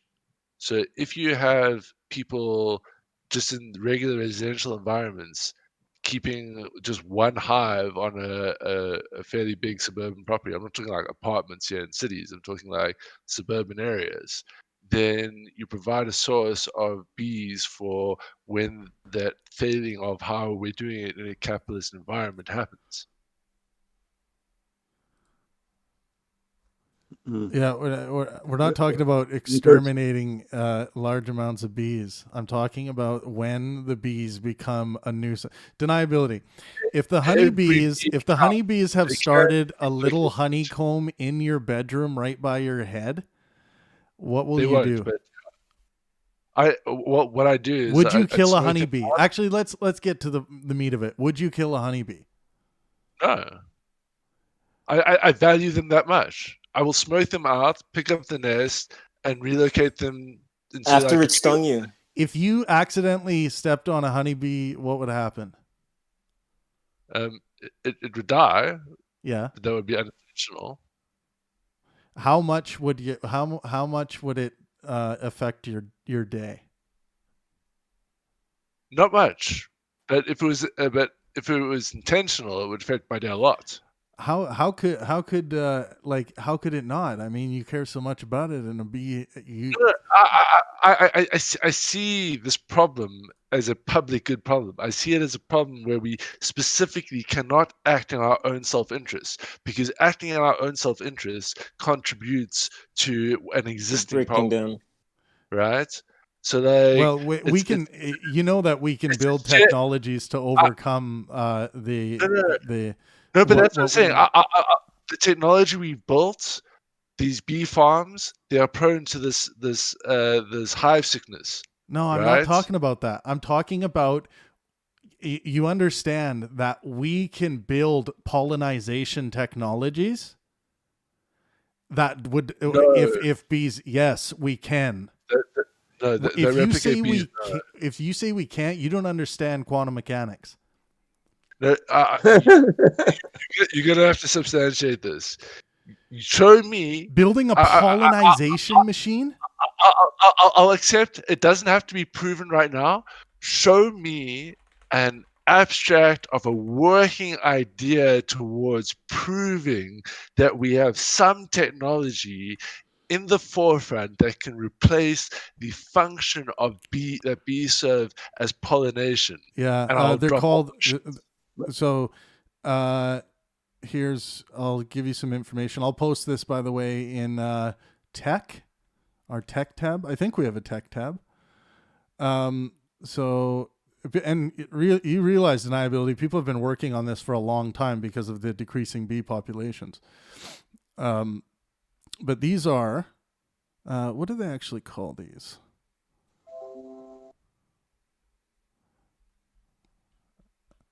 But I'll drop it in. I'll drop it in tech. But I'll in our dystopian future, farmers will use these artificial pollination machines to replace bees. Wild bees are going extinct. Domesticated bees are trucked all over the country to pollinate crops at a great cost. Could this robot be the better solution? And could it help save the bees? In an almond orchard in Israel earlier this month, a machine topped with a column of tiny cannons stopped in front of a tree, beamed lasers at it to map out the shape of the branches, and then fired pollen at the almond blossoms. The technology is a glimpse at what agriculture could look like in a world without bees. So, deniability, when you claim, just wait, I'm going to post this so you guys can read the whole thing down in, let's put it in. Put in the live Pangburn philosopher chat for now. Yeah, sure.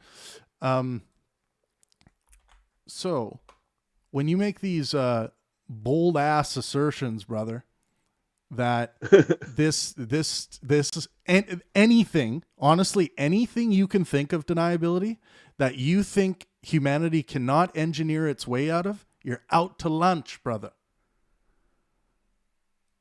Does it count if humans have sex with Japanese robots instead of each other? 100%. Dude, these I hear these. Sorry, deniability. Go ahead. I don't think we'd. I mean, we can certainly engineer beautiful environments. I mean, the Japanese have they really take that to like the highest degree. But like, I don't think we're. I also have some more machines here, pollination machines.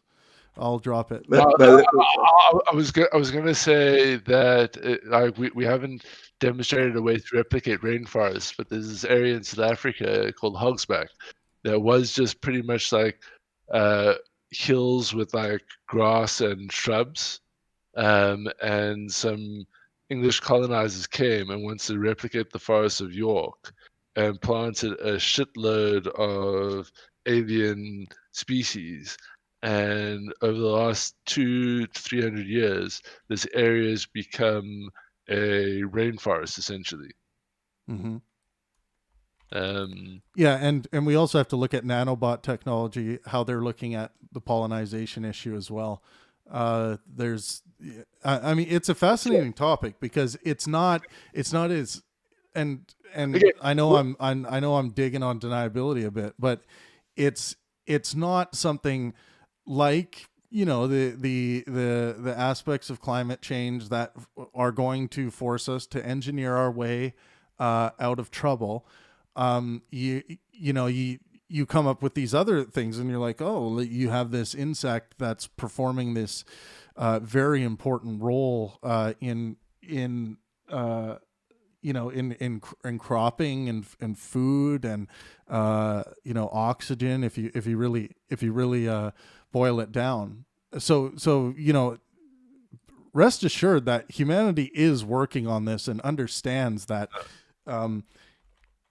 we do need a solution for the decreasing bee populations. But hold up there. We do, I think, need to take a step back and just consider that we're focusing only on what we know bees do. And what I mean by that is we don't know what the environment looks like absent them entirely. We might be able to solve what our use value is for them, but that's not to say that there might not be other negative externalities from them going extinct. But that's not really. Hold on. If there's such a critical function in us creating farming land and farming certain products, then surely that's an indicator that they are key parts of the environmental chain. And we know from the cases in Yellowstone Park where there was massive environmental damage, and they worked out that by reintroducing the wolf, it solved the entire chain of damaging effects. So just merely introducing the wolf incentivized the buck and the bear to not go down to the river as much, which allowed that to regenerate, and it had this whole keystone apex, this keystone species effect, and a ripple down effect. And I would posit that we know bees serve this function, but it's very highly likely that there are other functions that we are as yet unaware of that No, the that's remote wrong. extension of them could cause. Deniability. It's not highly likely. We know everything we could know at this point with how much we've studied honeybees. It's always possible that you could discover something new, but it's not highly likely that there is something that we don't know about them. It's actually it's likely that they are part of ecosystems beyond the fields that would get the industrial attention from the robots. What? Yes. Say that again. Yeah, that the larger systems are bigger and more complicated than the pieces that an individual person or company owns and manages. Guys, we study this to incredible precision. The impact of species like honeybees, and exactly what they do, exactly what they are, exactly the what they serve their ecosystem and how they serve it. Just to say that it's a deepity to say, there could be something that we don't know. You can say that about every single topic.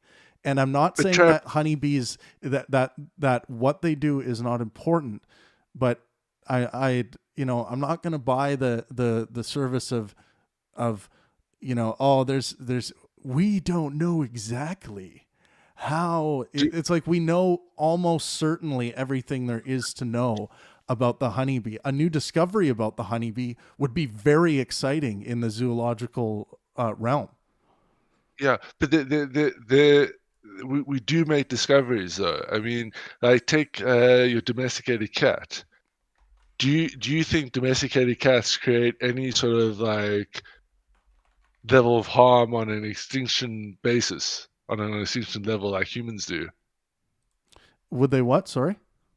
The domesticated cat, your home cat, right? Do you, from what you know about them, because presumably we know everything about them too, in the way we know everything about honeybees, would you posit that they are capable of extinction level events in the same way human beings are? Are they? Sorry, man. I was being distracted. What was your final question to that? So are cats capable of extinction level events in the same way humans are? Extinction level events. You'd have to ask. You'd have to look at the data of ecosystems. You're asking. Yes. You're asking an is question that has been investigated, and we will have an answer for it if you search it. But I'm not an expert on cats. So here's the thing: it was generally thought that cats had no impact on the environment. Who thought that? It was just general, like it wasn't tested. It was just general accepted norm, like that there were indoor house animals and there were pets, and I mean there's the environmental damage that you can make for their food that's sourced from the pet store and all that. But beyond that, people thought they understood the environmental impact of cats. A recent study done by the University of Cape Town, where they attached GoPros to over 2,000 cats in Cape Town, and they recorded these cats' escapades at night. And turns out that the domestic cat is one of the greatest dangers to low-level ecosystems.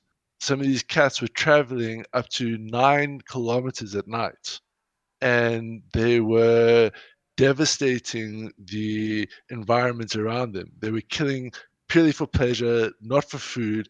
They're like the one cat like killed 4 or 5 endangered toads in one night and just let them lying there.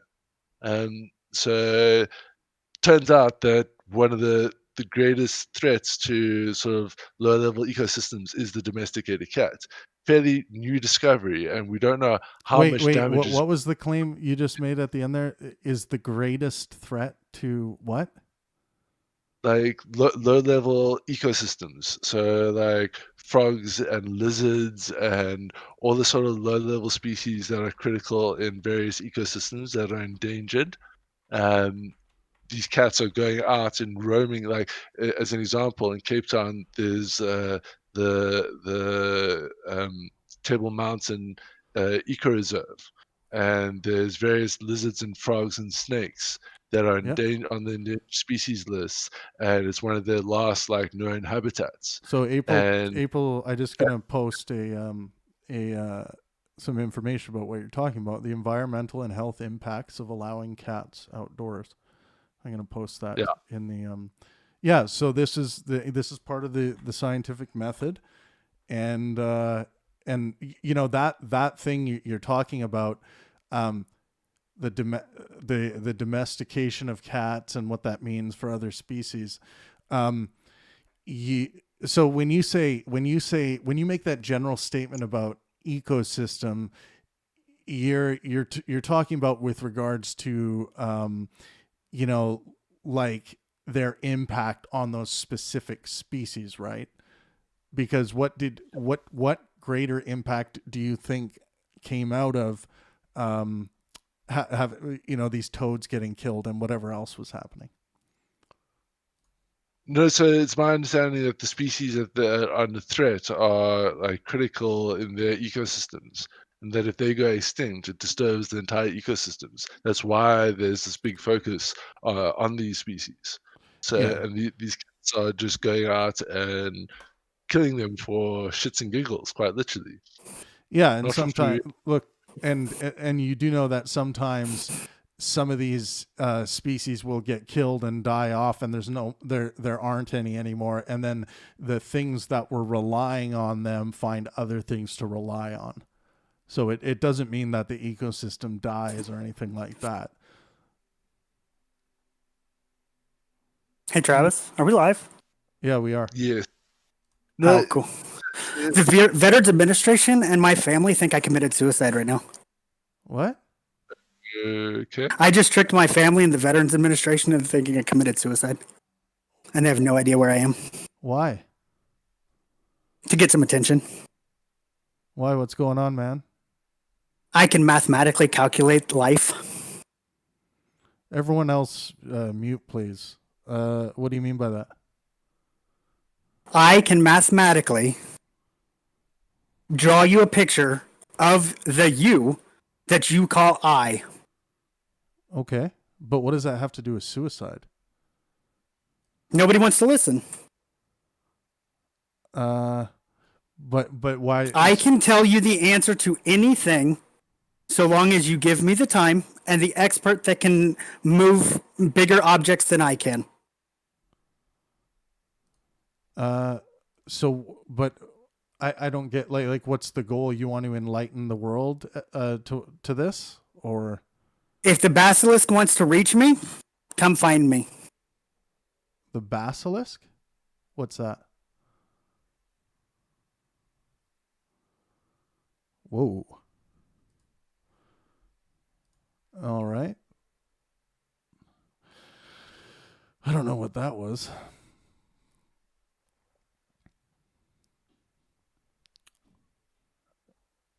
Anyone else have a theory?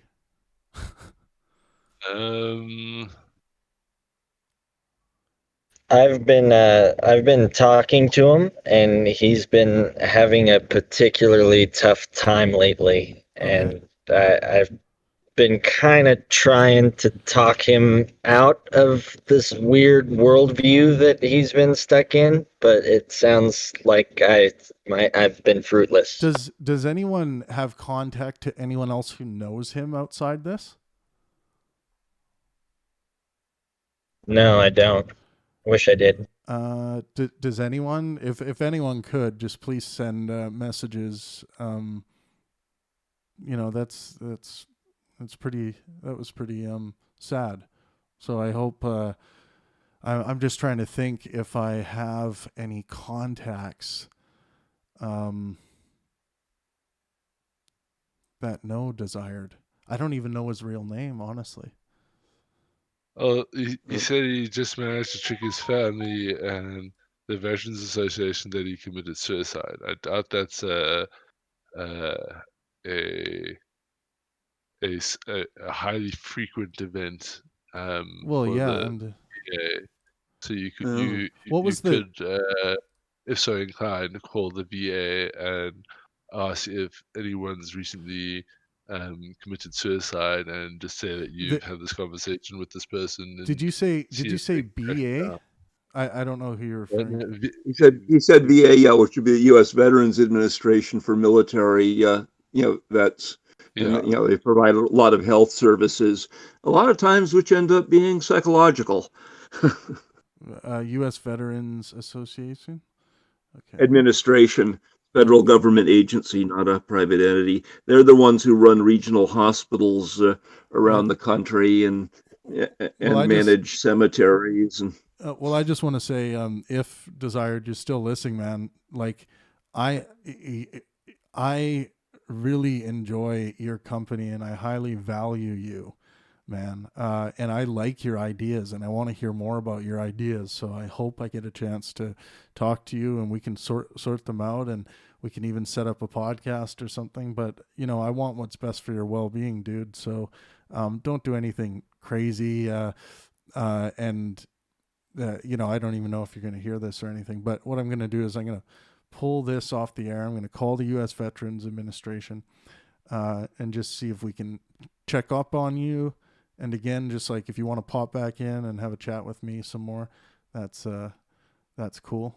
Do you have any idea what region he was in? Because the VA tends to have, very regionalized services. No idea.